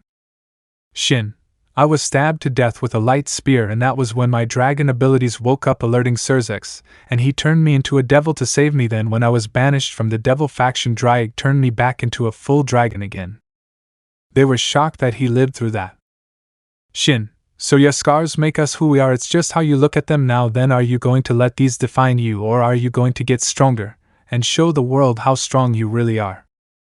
He smiled, and the girls had a few tears in their eyes. Then they just tackled him into a hug and cried a bit, but just laughed mainly. Shin, Alright then, now let's see your dragons? He let go of them and he turned into his dragon that was taller than Locke, who was already massively huge. He stood over all the beasts, showing how bad he really is. Akari turned into her dragon and flew up. Shin was impressed. She looked like she got the hang of it relatively fast. Then Mira followed with her earth dragon, then Suri with her light dragon, then Minami with her water dragon. Saji just took a deep breath and then let the power flow, and he erupted into shadows and turned into his dragon, and he was slightly smaller than Shin, roughly on par with Locke. When the girls landed in their forms, they were incredibly smaller, even smaller than their beasts. Shin, I take it you'll grow as you get stronger. Kurovo, that's about right. Akari, well, can we get used to flying? Shin, against me? Minami, yeah, let's see how we fare. Saji, could work if they keep the forms long enough, then it might help with overall control over their abilities. Shin, alright then, take off, fly around the island and I'll try and catch you. They took off to get used to their wings. Minami, it's really hard to stay high up. Suri, let's just try and get enough room between Shin and us. Saji, yeah, you might want to look back. They looked back and saw one massive dragon behind them. He flew past them really fast, and they looked back and saw Shin with Corvo on his back catching them really fast. Mira, screaming, so not fair. They flew over the group, who just finished clearing up another gate and were about to go to the next one when they saw a pitch-black dragon fly over them, and it blew everything everywhere. They knew it was Saji. Then they saw the smaller 4 girls flew over them, and shortly after Shin's massive dragon flew over them, showing the new strength he has now. Rice, my god, was his form always that big? Riser, no, Saji was clearly in front, and the girls are the same size he was when he fought me. Akeno, wait, when last did we see him turn into his dragon form? Irina, the devil territory attack for some of us, the rest of you Kyoto. Azazel, it's been 2 months since, and he grew that much. Surzex, we can ask him later. Vala, not even Great Red or Ophis is as big as those. Sirorg, then I suppose the devils are in for a fun time, don't you think? Later that night the group found them all busy focusing their magic to see what they could do. Sona, so how is training? She sat next to Saji, who put his arm around her. Saji, all good, all good. Shin, girls, remember to feel that magic around you and make sure you attach to it. Rice, so how are they? Shin, tomorrow we might be able to have you all get some training in. Riser, that was fast. Ruvel, agreed, how did you manage that? Katakuri, his mind is one I marvel at, thinking of plans before plans are even needed. Shin, yes, seems about right, and drop. They all dropped their concentration to take a deep breath. Akari, out of breath, so not funny, why is this so hard? Shin, you learning advanced techniques, they are simpler and easier than the advanced ones. Minami, red face, well, at least we are done now, right? Shin, yes, we are done, you can all go freshen up before dinner. The others left, then Shin felt a tug on his leg. He looked down and saw Milikas looking at him. Shin, oh hey bud, how are you today? Milikas, good smiles. Shin, oh wow, your mother getting you to talk more, huh? He nodded and smiled at Shin. Shin, can you speak in full sentences yet? Milikas, no grins. Shin, okay then, that's okay, how about we go see what the others are doing? Milikas nodded and they walked around, seeing where they were now and how well things had gone so far. Once at the dinner table, they all sat down. They were all eating together, and Shin was kind of deep in thought about everything and what would be a good plan to go for when they back in the overworld. Venilana, Shin dear, you seem conflicted. Shin, no, don't worry about it, just thinking of the next plan of action, don't really want to be taken off guard. Minami, well, I think since we still have a bit of time, why not just take it easy to an extent? It could be better for all of us if we are tired and they jump us, then we too tired to do anything. Ravel, hey Shin, I was looking at a few things and the land is pretty big. How would we consider a way to handle a secret attack if they snuck onto the island? Corvo, I can answer that one. The protective barriers around the island will alert us before they even pass through it. Shin, well, that answers that. They noticed he was looking a bit down, and not really responsive much, but his wife and girlfriends decided to talk to him when they were alone. He then went for a walk enjoying the night. When he found Kaneko sitting alone in the forest, he sat next to her, and she just leaned on his side and held his hand. Shin, been a while, huh? Kaneko, Shin, your big sister being around making things weird? Kaneko, could say the same thing about you. Do you have any way to not feel weird about anything going on right now? Shin, but I think to talk to your sister, what the worst that can happen, you can just have Mira or myself handle her if need be. Kaneko, you're still willing to help even after what we did to you. Shin, you think I'd hold you like this if I was still angry, and to top it off I need to look out for my sister no matter what. So do me a favor and talk to her, and we see what happens after all that. She embraced him, and he returned the love. After his walk, he sat in the hot water and let a hot cloth sit over his eyes, and he let his mind run blank. No thoughts, no nothing. All he did was lean back in the water and relax his body. He stayed like that for a while, then he heard something move in the water, and when he looked up he saw Rias, Akari, Irina, and Hancock coming into the water with him. Shin, what's going on, girls? Rias, cut the crap talk, something's wrong, and not telling us isn't going to help us or everyone on this island. Akari, she's right, talk to us. Even if you don't want us to tell the others, we can keep it to ourselves if we have to. Irina, we trust you wholeheartedly, now why can't you do the same for us? Hancock, they right, at least have some trust in us to confide in when you need. Shin just started chuckling at them. Rias, and what's so funny? Shin, my wife and future wives to be are cute when they worry about me. They all blushed at him. Shin, relax, I'm not hiding anything. I'm just tired, I just need some time to let my brain relax. I'm probably gonna sleep like a brick tonight. Akari, are you being serious? Shin, be a big girl and pull up your pants or the demons will make fun of you. She gasped, and the other girls looked at her confused, and she was shocked that Shin knew that. Akari, how do you know that? Shin, Granny wanted some lasting words to know she watching over us. Akari got a bit teary-eyed and smiled. Akari, why only tell me now? Shin, wanted teasing ammunition. Rice, sad face, playing it off. Well, at least he doesn't have any on us, right, Hancock? Both she and Hancock were trying to play it off like they didn't have anything to hide from him, but Shin burst that bubble very quickly. Shin, Hancock has a life-size doll of me in her wardrobe, and she holds it, dances with it, and practices kissing it. You Rias are afraid of camels, along with the thought that the camel will hurt you. They all gasped. Irina, worried, please don't, I'm innocent here, I didn't do anything, please have mercy. Shin, and you Iri-chan, you are the worst of them all. You used to think that making babies was just thinking about it, and the stork would bring them to us.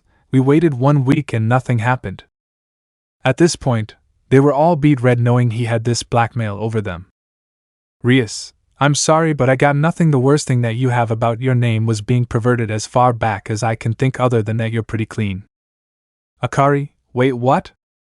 Shin, you mock my old tendencies, but yet when I do those things to you, you didn't seem to complain, did you, Rias? She turned more red, matching her hair color. Akari, what did you two do?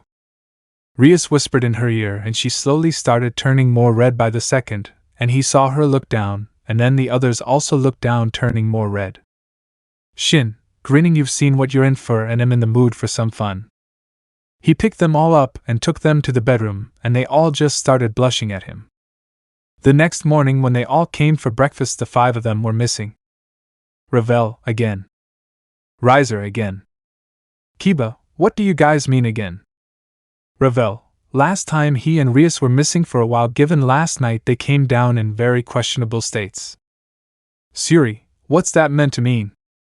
They heard footsteps coming towards them and saw Shin, Rias, Akari, Irina, and Hancock covered in love bites, and the girls had a limp, and their hair was a mess. They all sat down on either side of Shin. None of them had any words. Surzex, really, you not even gonna hide it? Shin, nope, I'm proud of myself. Mira, you girls okay? Rias, sad face, blushing, moo wasamuyas. Akari, sad face, blushing, menua snjsn. Hancock, sad face, blushing, Jocelyn Hansen asna. Irina, sad face, blushing, Hamuins anzam saja. They were all taken back by their response. Minami, Shin, what did you do to them? Shin walked over to her and whispered in her ear, and they watched her face slowly become really red. Minami's sad face beat red. I take it back, and my god, dude. She just laughed, and none of the girls could look away from Shin seeing the state he left his wife and girlfriends in. After breakfast, they all came back to their senses, and they then left for some more training. This time they were going to teach their affinity groups some different ways to use their new magic, and how to use their magic if they never had it before. Shin, alright, let's do this. Life 28, a moment in time. Shin, okay, now then split into your groups and start to practice with your new abilities, and remember, have fun. All the dragons nodded and they split into their groups. With Shin. Surzex, so what are we doing first? Shin, oh, you all gonna hate me after this. Rias, how could I hate someone I love? Shin, not that type of hate, babe, just be warned, this isn't gonna be fun for anyone. Well, maybe Millicass. Shin took him from Surzex and placed him on his shoulders. Shin, so the first order of business, I want you to remember, out of the 6 affinities we are the exception of the strongest right now. Saji can complain all he wants, but it's the truth. The first affinity to originate was Pyrus, so now then, my army and my special rankers, your goal for today is to withstand Zedin. Kiba, sure, but what is it to begin with?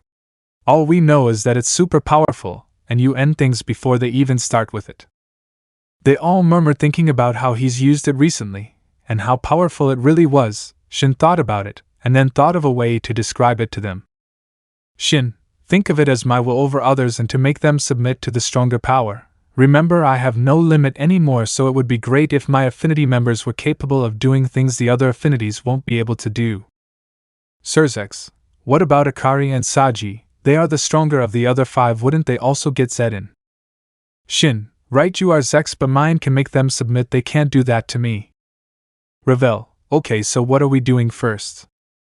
Shin, just be able to stand with maybe 1/10 of my power. Let's just see how you withstand some of it, so you know the feeling. They watched as red spread from under him and spread all around them. A heavy feeling weighed on their chests, and their bodies were screaming at them to run, but they couldn't, they were stuck. Riser, just what is this power? Ravel, it's stronger than when he used it to scar me. This feels different, very different. Rias, this is too much, my legs want to give in, but I can't fall. I need to be better than the rest of them as his bride. Kiba, I'm gonna be sick, why does it affect us like this? Surzex, Lin was onto something, being on the other end of this is different than being protected.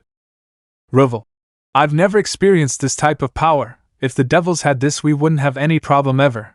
I can see why they were compared to God himself. After a while, Shin dropped it, and Rias was the last one standing.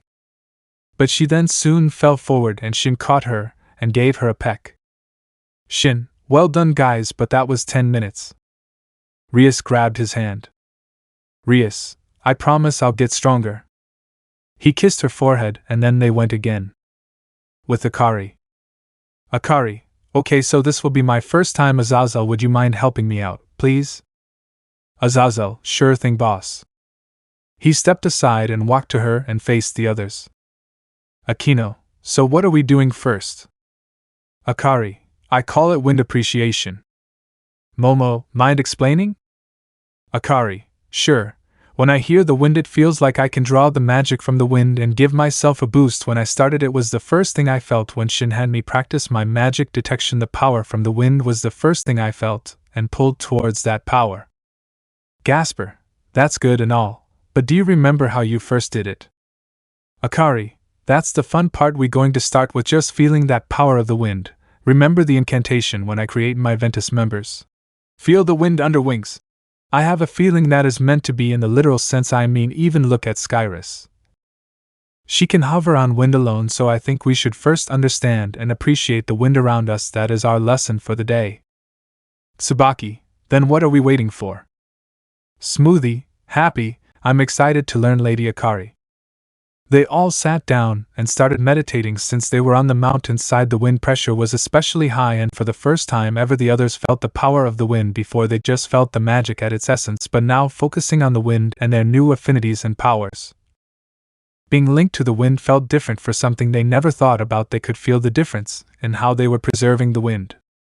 Azazel was over the moon. He never thought about magic like this and wanted to know more about his new gift. As they sat there, they all felt the wind pressure change, and when they looked, they could see the wind swirling around Akari, and she had a green tint to her aura she was producing. She was radiating so much power, it was amazing to see it up close. Akari, as you can see, the wind is flowing around me, but I'm only just drawing the power from the wind. Here is your real test. Draw power from the wind to make yourself stronger. Akeno, oh my, did you plan this all out for us? Akari, yup, Shin said, think of something only I can do and the others can't, so this was it. Azazel, then let's follow your lead. With Minami. Minami, okay, let's do this. Let's first just sit in the water and chat a bit. Sona, okay. They all sat in the water, and Minami just looked a bit too happy with being in the water. Even Locke got into the water and just drifted in the water in his big form. All they could see was the top of his head and the ice spikes leaving his back as he swam around them. Graphia, Lady Minami, is there a reason to be this deep in the water?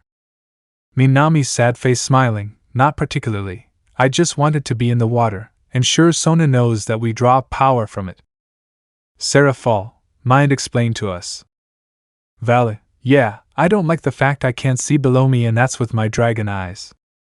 Minami, that's cause we're over the Aqua capital. There is a massive city network below us. It's where I was born. It is where most of us will live for the foreseeable future. Besides Graphia, who will likely stay in the Pyrrhus capital with Shin and Surzex, and Sona with Saji in the Darkness capital. Sona, light blush. Besides that, what is your lesson to teach us? I'm curious now. Minami, to be fair, it's very similar to what the others are doing now, because it is how we slowly started getting in tune with our powers. Besides Shin and Saji, they are different cases, but we girls all had one thing in common when we started learning about our abilities in death. We draw from said affinity. So I want us all to flow with the water and let it take us to the capital.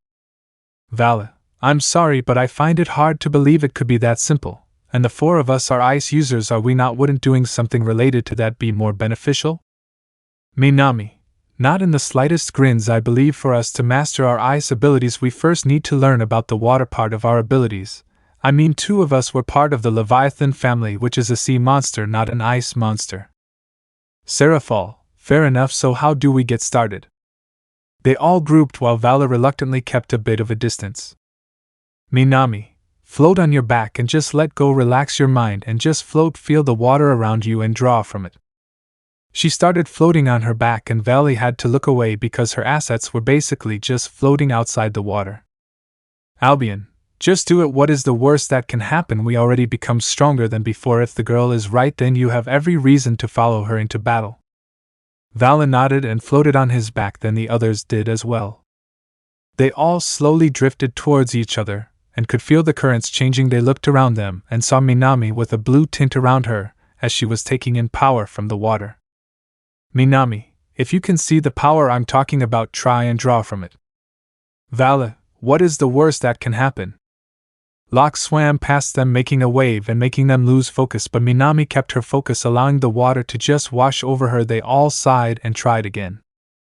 With Suri, her group walked to the temple ruins, which is the light capital of the island. Irina, this place is really nice. Rosweiss, I know it feels almost too unreal. I can feel the magic coming from the whole area. Suri, that's kinda the plan for today. Zenobia, what is? Suri, okay, so out of the 6 affinities, 4 of us will be doing the same thing while the other 2 will be doing their own thing. Baiko, you mean Shin and Saji? Suri, yes, you see, with us 4 girls we all learned something at the very beginning, and that was an appreciation for our affinity. Akari wind, Minami water, and Mira the earth, with myself being light. I want us to focus on first feeling the power we can draw from light itself to give us an edge in a battle. Burlee, interesting take, but how would we even start? And going from mirror hopping to light magic, Eve never even seen light magic in my life. Baiko, same with me. Rosweiss, Eve used light magic but just basic stuff. Irena, I sued to have the Excalibur sword mimic, which had me generate some light magic. Xenovia, I've only seen Irina use light magic. Siri, good, then that means you all won't have any problems. We keeping it simple for us four girls. When we put together our plans for today, we agreed to just try and draw power from the light around you. That's basically it. Follow my lead. They walked with her towards an empty temple floor that was getting direct sunlight. Siri, okay, now we going to meditate. Think about magic detection and how you trace it, but think about the light around you. Only don't look for other magic or those around you. Just think about the light, and that's it. They all did, and at first it was extremely difficult. They were all too used to basic magic detection, and they kept thinking they had it, but kept seeing it was the barrier surrounding the island, or someone on the other end of the island, or it was just Shin showing his group how to use fire, or Saji and his group. Irina, wow, I didn't think this would be so tough. Siri, just breathe and watch me as I slowly take in the light that's on my body. They watched as she started to get a gold tint to her, then she started floating, and she was drawing energy from the light. Baiko, guys, I think I have an idea. Lady Siri said she going to take the light that's on her body. Why don't we just do the same, focus on what's around us, then expand?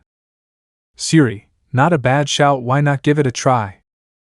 They all did this, and slowly but surely they were all taking in a bit of light magic and getting used to the feeling. With Mira in the canyons. Mira, oh boy, this is a big group. Sirorg, you've got this, Lady Mira. She took a deep breath and then spoke. Mira, okay, so first things first, don't expect a big and long training expertise. Eve planned with the other three girls, and we came to the conclusion to all have the same first training lesson. Koenko, what's that? Mira, okay, so we going to chill out in the canyon and feel the earth around us and draw power from it. Cracker, then what are we waiting for? Sirorg, sounds easy enough. Mira, I hope so, so let's start with some meditating and then we can see. They all started meditating, trying to feel the earth around them. Kaneko tried to keep focused, but her sister sat next to her, and she didn't like it no matter how hard she tried. Karuka's presence adjusted her. Kaneko, agitated, can you please move somewhere else? Karuka, but why can't I sit next to my sister? Karuka was sad that Kaneko didn't want her around. She had hoped that this change for all of them would make things better, but it didn't. Mira, Sirorg, and Cracker started watching, knowing what was going, and the few members of the army also heard the conversation. Koenko, you aren't my sister, you haven't been one for years, so don't try and start now. Karuka's heart broke hearing that, but she just stayed still and tried to put it aside and didn't say anything. But Kaneko got more agitated and used what she already knew about her abilities to push Karuka away. Karuka, why did you do that? Kaneko, I asked you to move, yet you didn't, so I moved you. Karuka, I get you not happy with me, but you don't need to go around just doing that to someone. I didn't even talk to you, I just sat near you.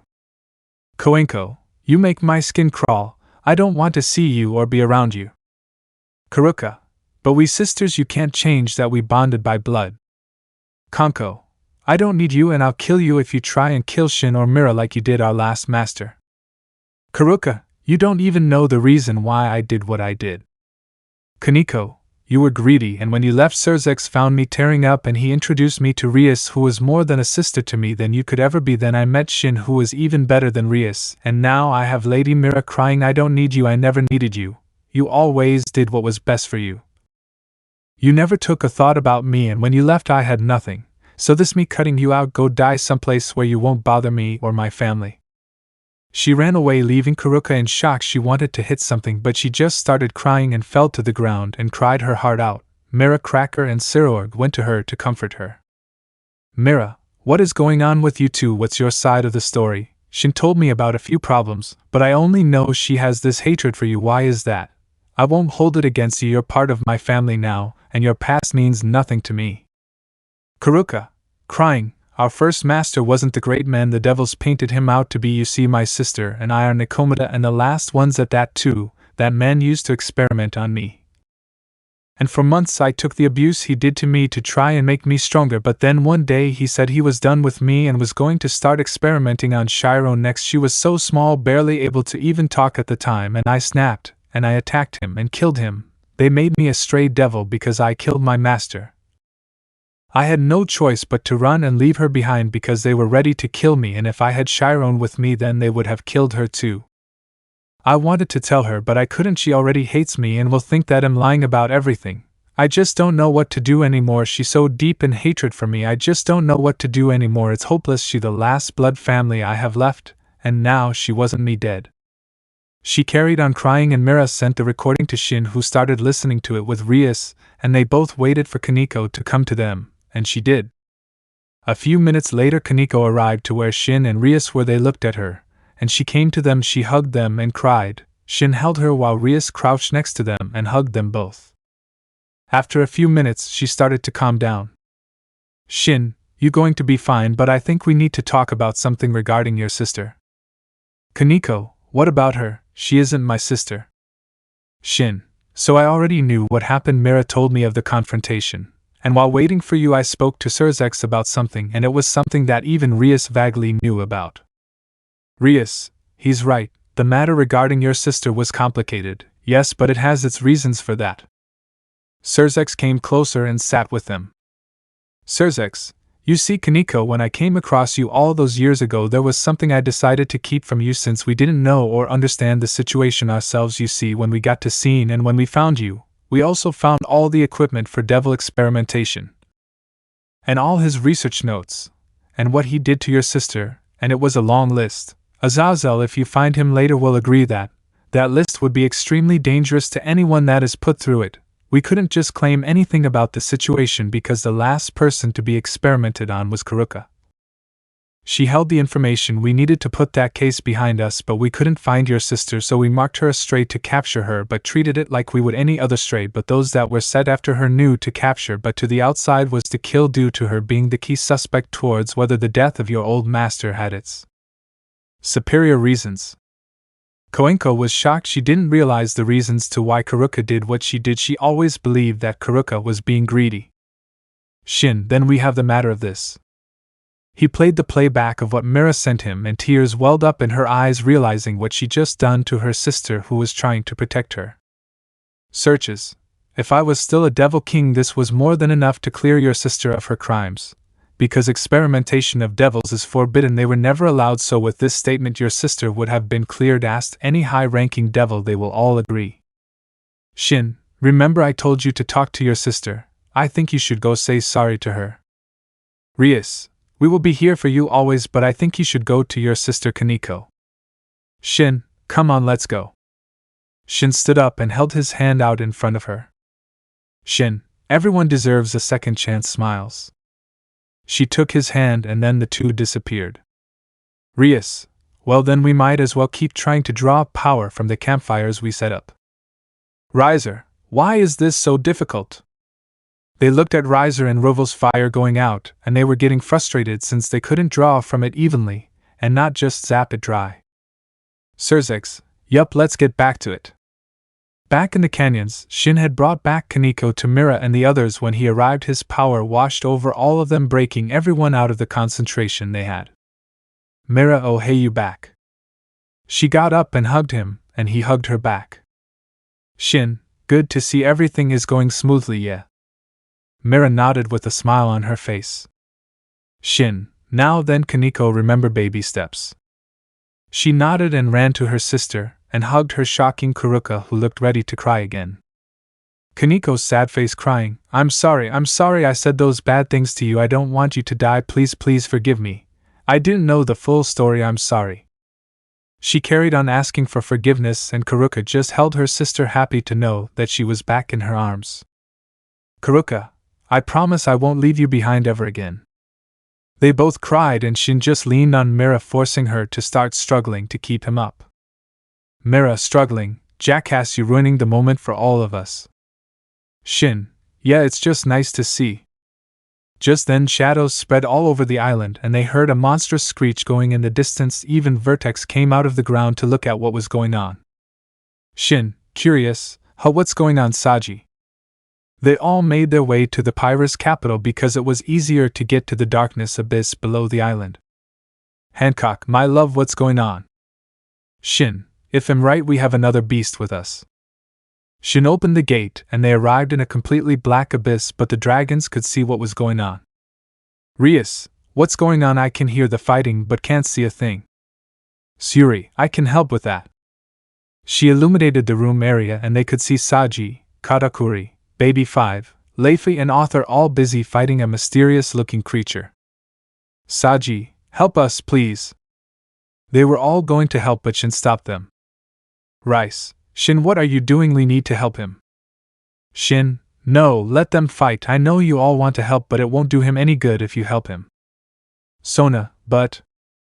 Shin, but nothing. My wife and cousins all fought their beasts, yes, with all your help, and Saji has the help he needs, so why worry? And if it makes you feel any better then I'll step in if need be. Seraphal, thank you. Saji turned into a shadow and started attacking Hydronoid in various places, but it grew another head, and its power started growing. Saji. Shit, what do I do? He watched as his members were pushed back and he was all alone facing off against it. Saji covered his arms with his scales and started running towards Hydronoid and flip-kicked, but it used its tails to knock him against a wall. He forced himself up and started bleeding from his head. He started to get tunnel vision, and he could feel a different change. A pair of red eyes started to spread all around him and hit him with its gaze. He started trying to run away from it.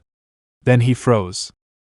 So it looks like that old ass finally picked a successor, but I think it's time to let go of everything, young one.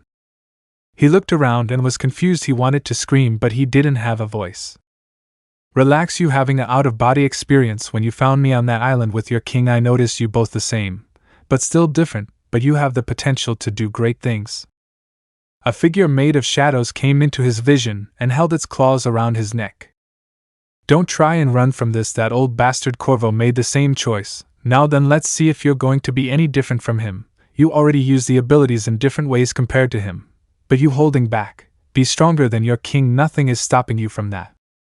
The shadows started spreading faster, and he could feel something filling inside of him. He watched as the figure turned into complete shadows once again, and then forced itself inside his body. When he came back to reality, Hydronoid was about to bite him, but he forced it back with wings of shadows. They watched as the shadows spread around him and started channeling out the light Suri made. Saji, you're meant to be my tame beast, huh? He used his shadows and wrapped it around its head and forced it down to the ground and forced Zedin around the whole room, shocking those around him.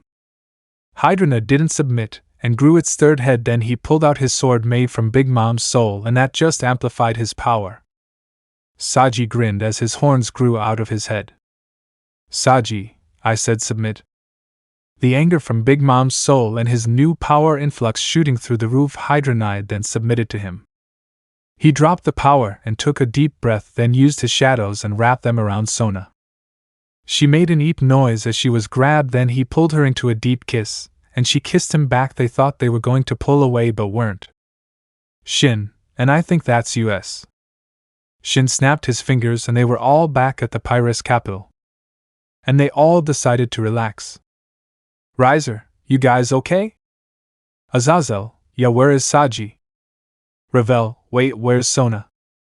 Shin, oh, he seemed to awaken his powers and now I think he and Sona are getting it on in the abyss below us. Surzex, one of the last things I thought would be happening today. Shin, are we getting somewhere? I can feel it, so let's relax for the rest of the day.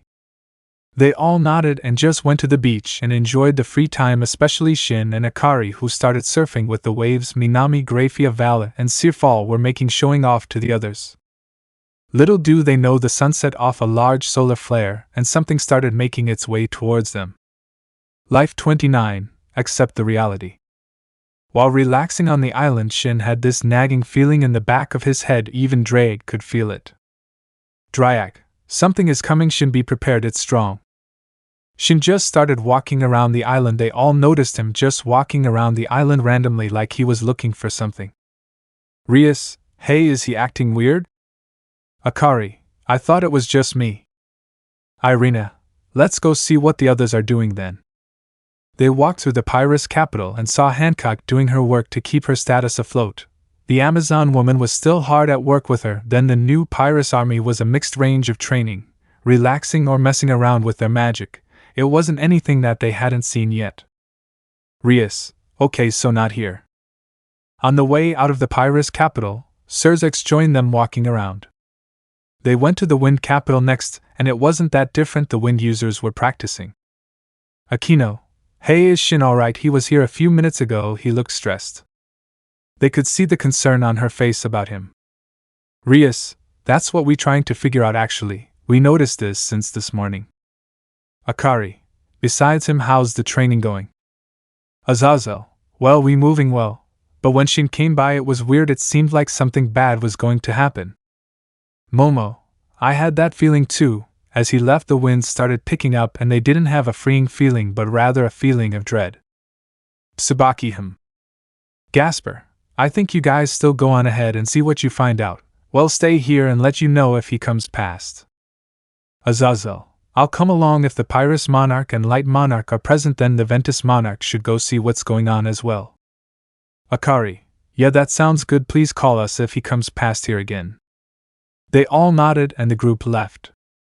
Momo, you think Shin is okay? Akeno, we won't know till something happens whether it's good or bad. They all nodded in agreement.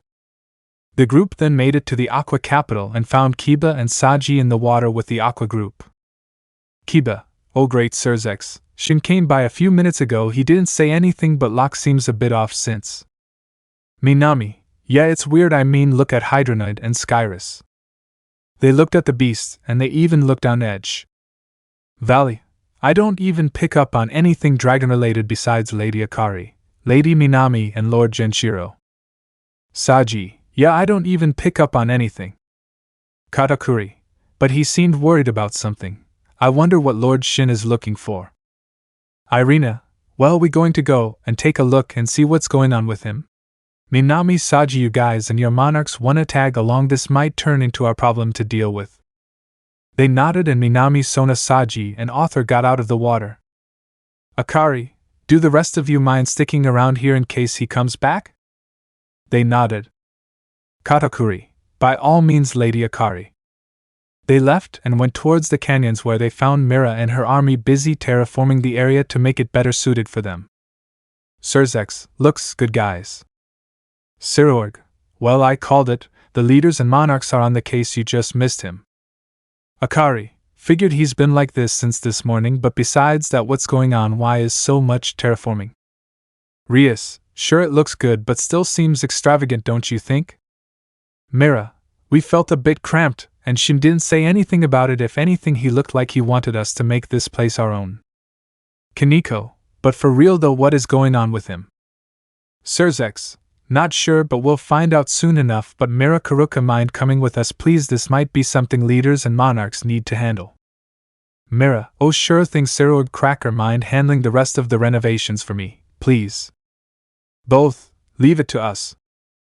Baby 5, by the way, I think he went to the light ruins next. Well, it's the general direction he went. Irina, thanks, well, let you all know if something goes wrong. They nodded and they left to the light ruins. Suri, seems like I need 5 of you here with my monarch. Irina, yes, something seems off. Baiko, well, not sure where he could go after this. Leafy, yeah, no one is in the dark abyss currently. We spread out to see how the others are doing. Rias, was wondering why you guys were spread out today, but yes, Suri, we need your help, please. Suri, sure thing, you guys good to hang tight till we come back? Zenobia, oh sure thing, we need more work here, but we'll let you know if he does come back here. She nodded and left with the group. As they walked, they came across Corvo and Runias busy having some tea. Corvo, and you owe me a drink, Runes. Runies, yeah, but you still need to tell them. Rias, tell us what? Corvo, you younglings won't be able to feel it, but since this morning Leonitis has made his appearance on the island, Shin is hunting out that beast because he knows of its destructive power. Saji, how bad are we talking, old man?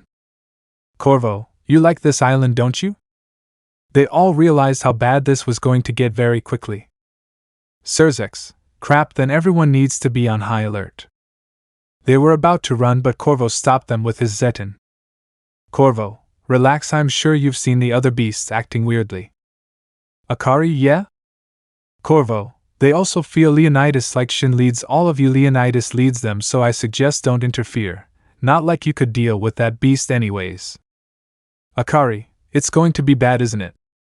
Corvo, yup, Kendrick nearly lost his damn arm taming the thing, That beast is called the demonic dragon, formed from the concentration of dark magic and negative emotions and stitched together from the dying corpses of fallen dragons, and its soul stitched together by the negativity that made it.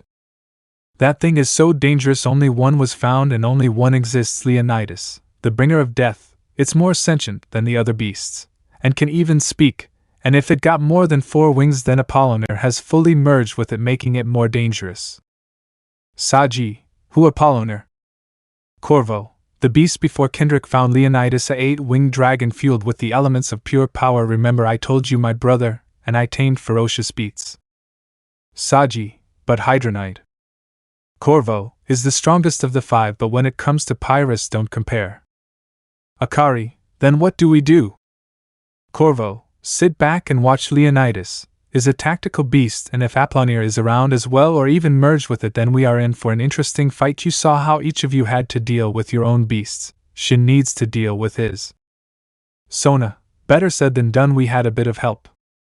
Corvo, and Shin has Dryag and a Dragon Slayer sword and the Dragon King's sword, so he has all he needs, but I suppose his mates should get ready to comfort him. Leonitis is a negative creature and will use negativity to its advantage, bringing every single bad memory and emotion out of its victim full force. A barrier then went up. Corvo, might as well go see what's going on. They all teleported to the barrier, and they saw 2 massive beasts trapped in a barrier seal with Shin. Leonitis. Apollinaire. Shin, great. Shin pulled out his swords and got ready. Dryag, be warned, these dragons are on another level of power. Shin nodded, covered himself with scales and got ready. It was a simple god who was stronger, so Shin rushed Leonitis first, but before he could even land a hit, Shin was hit back by Apollinaire, who used a twin blade and created more fire with it. Shin, then looks like your ass is first for a beating. He fully let go of the restraints he had on himself, then rushed Apollinaire and started sticking him with 9-sword style. He followed up with his dragon strength and the power boost he was getting from the Pyrrhus ring and started using his Zedin to create deep red lighting and used it to attack Apollinaire. When he landed again, he noticed that Apollinaire was being protected by Leonitis. Both creatures made a grin-like appearance towards him. Shin, shit. He was blasted with deep red fire from Leonitis, and all the negative emotions came running to him. The feelings he felt when his family started to ignore him, and he went down the path of lust, how he felt when he lost Rias the first time, then moving on to have more women that love him also move on from him. He then saw all his friends slowly leave his life and how he was left alone. He then saw life if he never became a devil and really died that day, and saw how happy they all looked without him.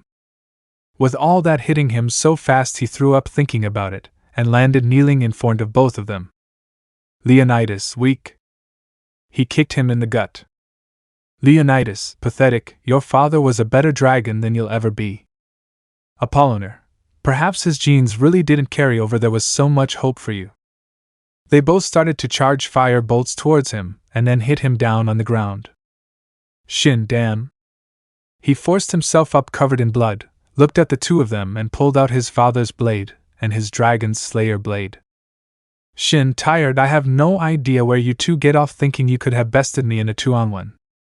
He set both blades alight and covered them with Zedin. The 2 looked at each other and nodded, and fused together, creating one massive monster in front of him. The other beasts then came in front of him as well. Shin, maximum effort. He bolted towards Tigris and Vertex and cut them down before they could do anything, then dodged a wind slash from Skyrus and followed up with a slash coming from Hydronide. He then did something that shocked all of them.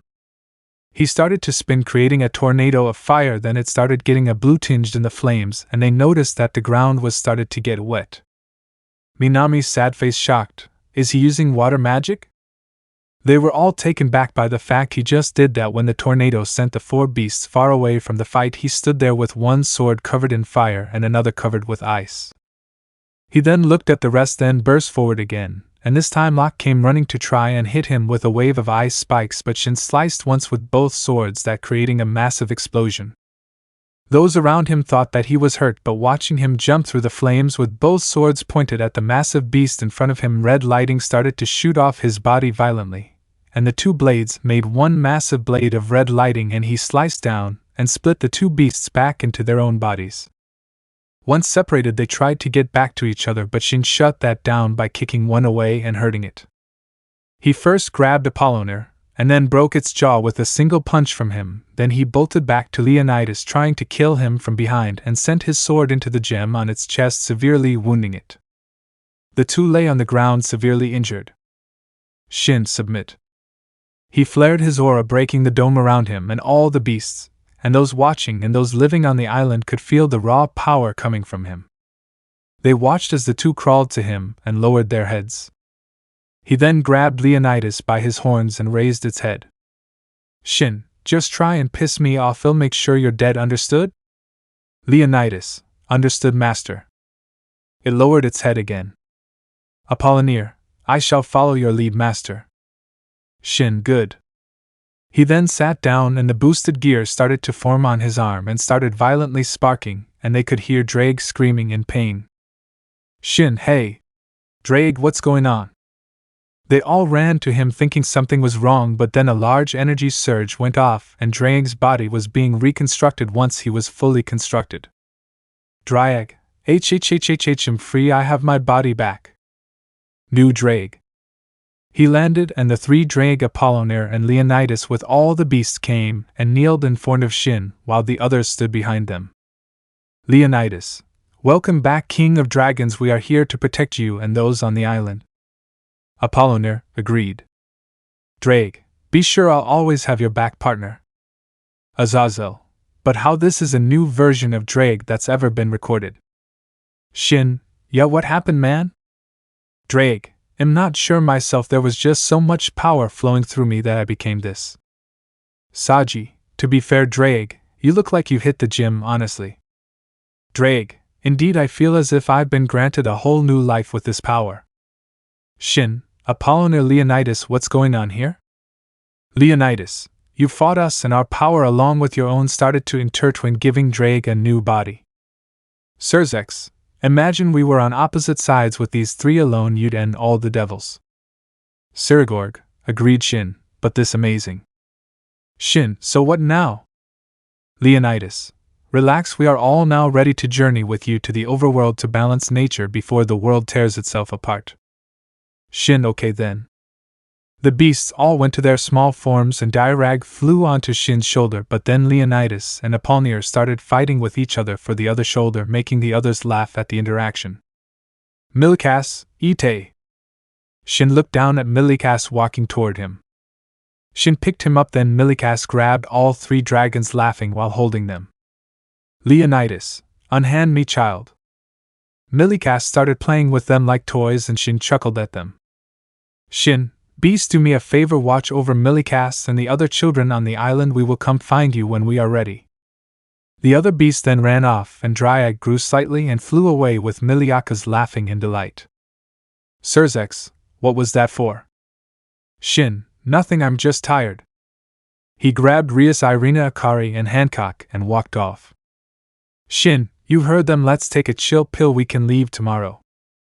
They all shrugged and then went to go do their own thing. With Shin. He just laid on the bed with his mates.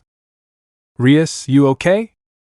Shin, yeah, one of the spells they used just messed with my head and made me think you all moved on from me and found a new boyfriend and husband, then made me witness your lives without me in it, and made it seem like you were all better off without me. Irina, PSH, you really think you'd get rid of us that easily? Shin didn't say that, just made it feel a bit too real, it really played on my emotions. Hancock, I think just try and relax, my love. Akari then brought his head to her lap and kissed him. Akari, you know paranoia is but everything right, and thinking about it isn't going to help you in the slightest. Shin grabbed her hand and held it tightly. Shin, I know, I just need some time with the ones I love most right now.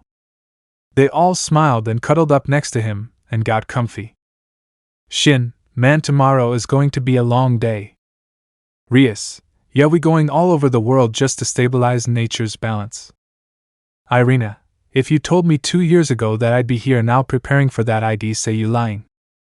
Hancock, I could say the same and call you crazy for saying a man took my heart, but I guess life has a weird way of working out like that, huh? Rias, yeah, 2 years ago I was fighting a marriage proposal, then Shin entered my life and made it all the better. Akari, yeah, when I think about it, 2 years ago I was running from bullies, then Shin came back into my life and made it all the more better. They all chuckled thinking about the massive impact he's had on all of them in the last 2 years. Rias, my love, what about you?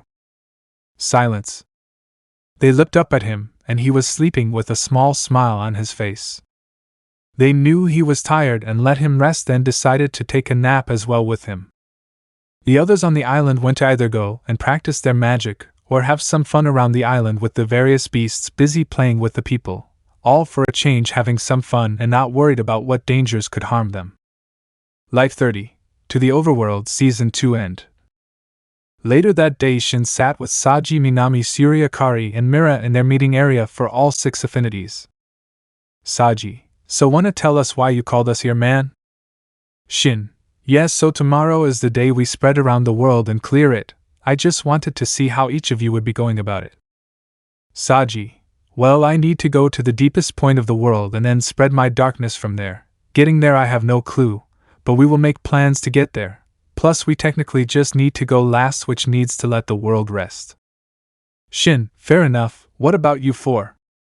Minami, well, I'll be going to the Arctic Circle and see if I can first find where all the oceans meet, then I'd able to create a vortex sending the light and wind with the purified water throughout the planet.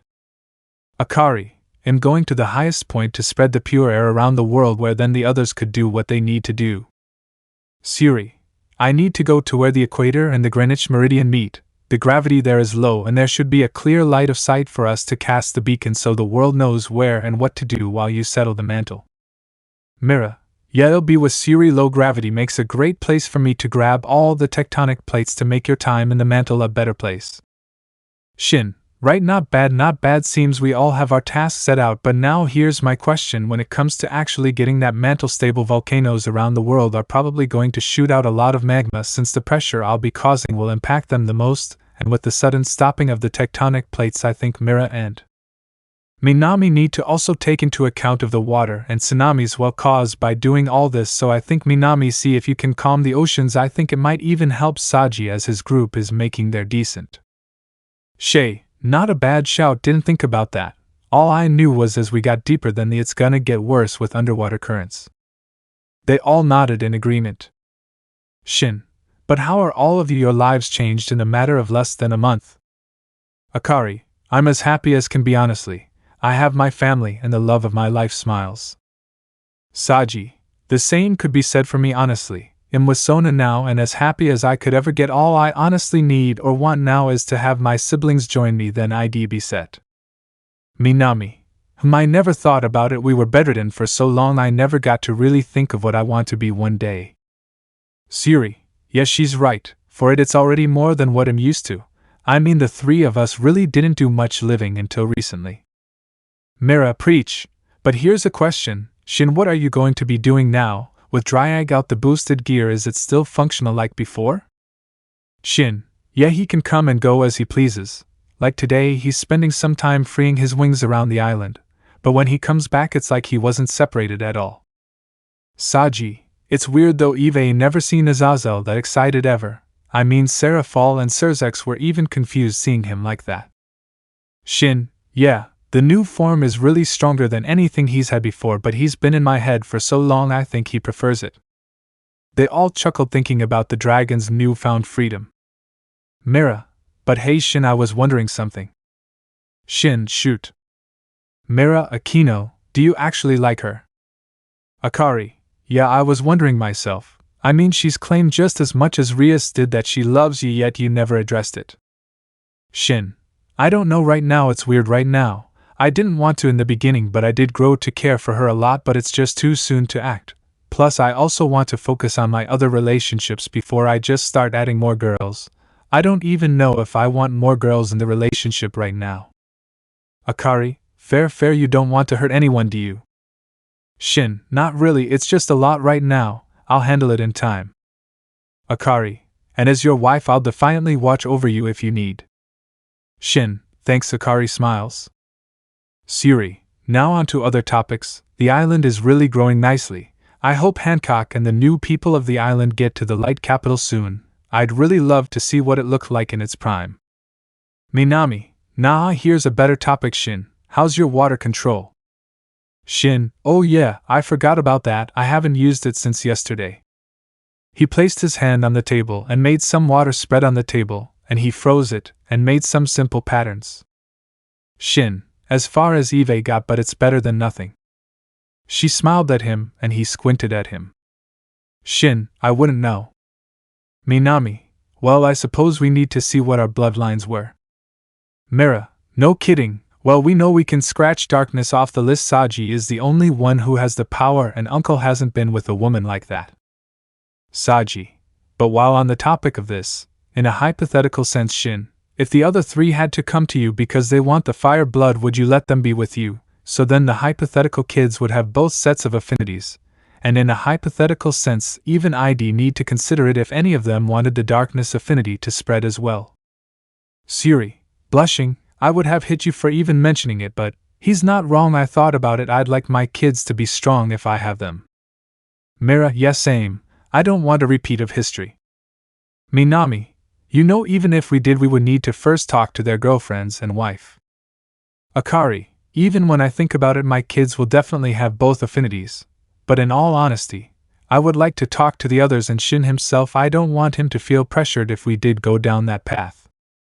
Shin, yeah, plus I wouldn't want too much inbreeding because, for example, if I'm the father to 4 of your kids, then they wouldn't be able to say, hey, I like this one, because they would be siblings. Mira, valid point. Saji? If we talking about this, then think of breaking the ring of our affinities down the middle and 2 of us go to you so the kids wouldn't have that genetic connection. Saji, too soon to give an honest answer, but not a bad idea. But I think let's first fix the overworld before we think of just spawning a bunch of kids. They all chuckled and nodded. After their meeting, they all went to go find their groups and see how they doing. Shin found Rias and Serzex busy training with Leonitis, Apollinaire and Drake training them with fire. Shin, I take it fire magic and dragon fire magic is different? Leonitis, yes, master. Apollinaire, while some got a hang of it fast, these two can take on both with ease, very similar to yourself. Drake, I'm even more impressed with the redhead. Serzex, oh thanks Dryag. Drake, I was talking about your sister, but regardless, you both are interesting. Serzex laughed it off and Rias just had a smile. Shin, so we ready? Rias, hopefully. What we got used to mostly for today was getting used to the sudden increase of heat. We know the mantle won't be easy. Hell, neither location will be an easy one to handle, but we still want to be ready. Revel, but what are we doing in the mantle to begin with? I mean, it's the mantle, what else is there? Shin, oh, we figured that when Mira pulls the tectonic plates and holds them still, the mantle will start to become unstable and hot magma will shoot to the surface, so we suspect that our role is to keep the fire and mega calm so then the others can do what they need. Riser, well then you can count on us. Shin nodded. Shin, well, I'm going to go check on the others to see if they need some help with something. Rias, I'll come with you in beating Zex anyways. Shin chuckles, good luck old man, she is beating you already. Serzex, not for long. Shin and Rias went to the mountainside first, and found the group chilling in the air. Shin pulled Rias onto his back and flew up to them. Akeno, oh my, what a surprise.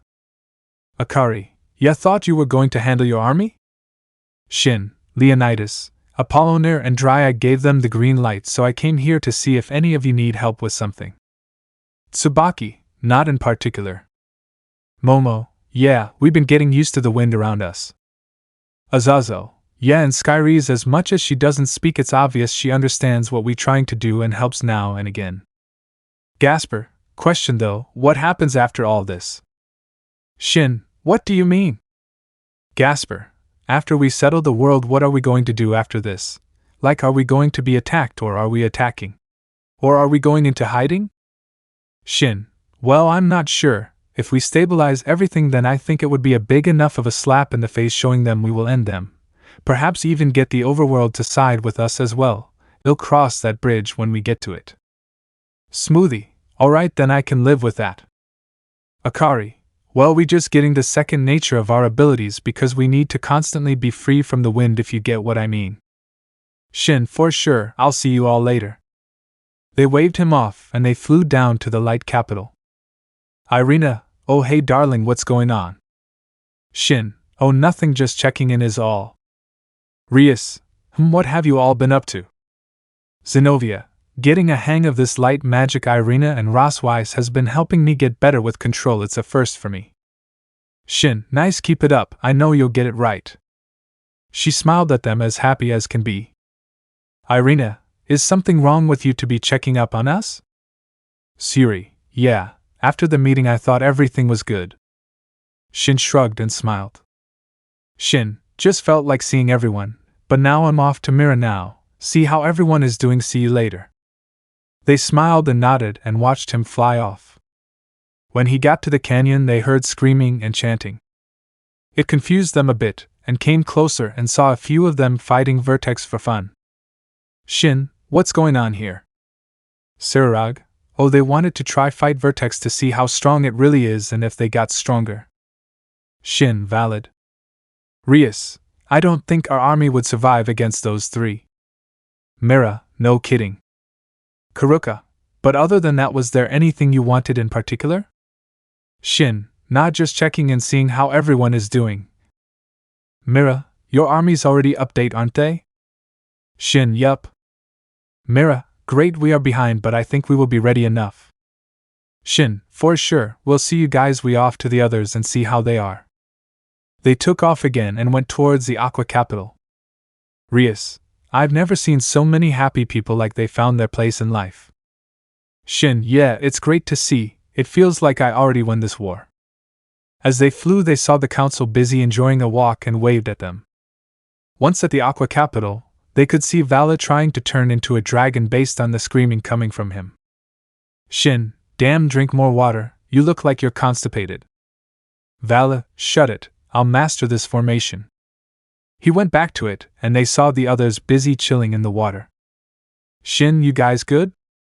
Minami, yeah, just relaxing now. He nodded and then left Rias at the top and swam down to the darkness capital. Once there he saw Saji and the others getting used to their new abilities. Katakuri, Lord Shin, what a pleasure to see you here today. Shin, what's up man, how's everything? Katakuri, as great as can be, we are about to call it and relax for the rest of the day. Baby 5, eat shit. She shot her large minigun at Hydranid, and she embedded her shadows into the bullets so she could try and do more damage.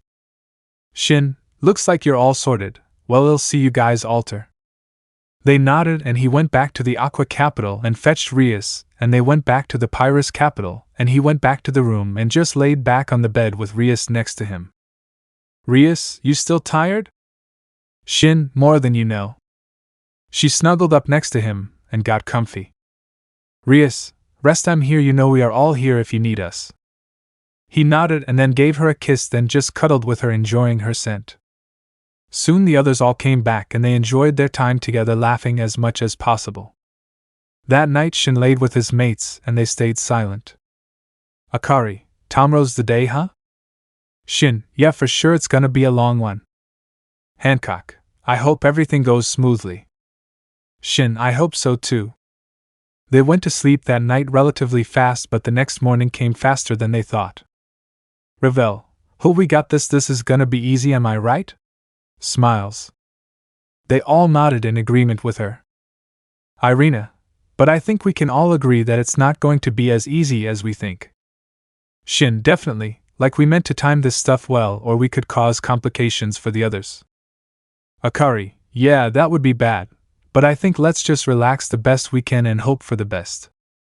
Minami, preach! They all started chuckling with each other. Shin, I can live with that, but Hancock, are you sure you'll be able to handle the island in our absence? Hancock, please, you forget that I'm the one who ran this island before you came here. Shin chuckles, I know, it's just I don't want to worry about anything while I'm gone. Hancock, your home will still be here when you get back, so go ahead and go save the overworld. Shin, nodded and looked at everyone for one last time before they all teleported away. Shin, okay, let's go do this. They all nodded and jumped into their portals. Shin and his group found themselves surrounded by large amounts of lava and magma. Akari and her group found themselves at the highest peak of the world and the cool wind surrounded them. Minami's group landed in the Arctic Circle and they could feel the large amount of wild water around them. Myra's group landed at the equator line with Suri's group where the Greenwich Meridian and the equator line meet each other, and Saji's group landed in Antarctica with a massive sinkhole in front of them. They all looked at each other and nodded, then got to work. Let me know in the comments below if you guys want the next part. Also check out my other video that has been shown and left. Thank you for watching. If you enjoyed this video, please like and share this video. And have a fantastic day. Bye.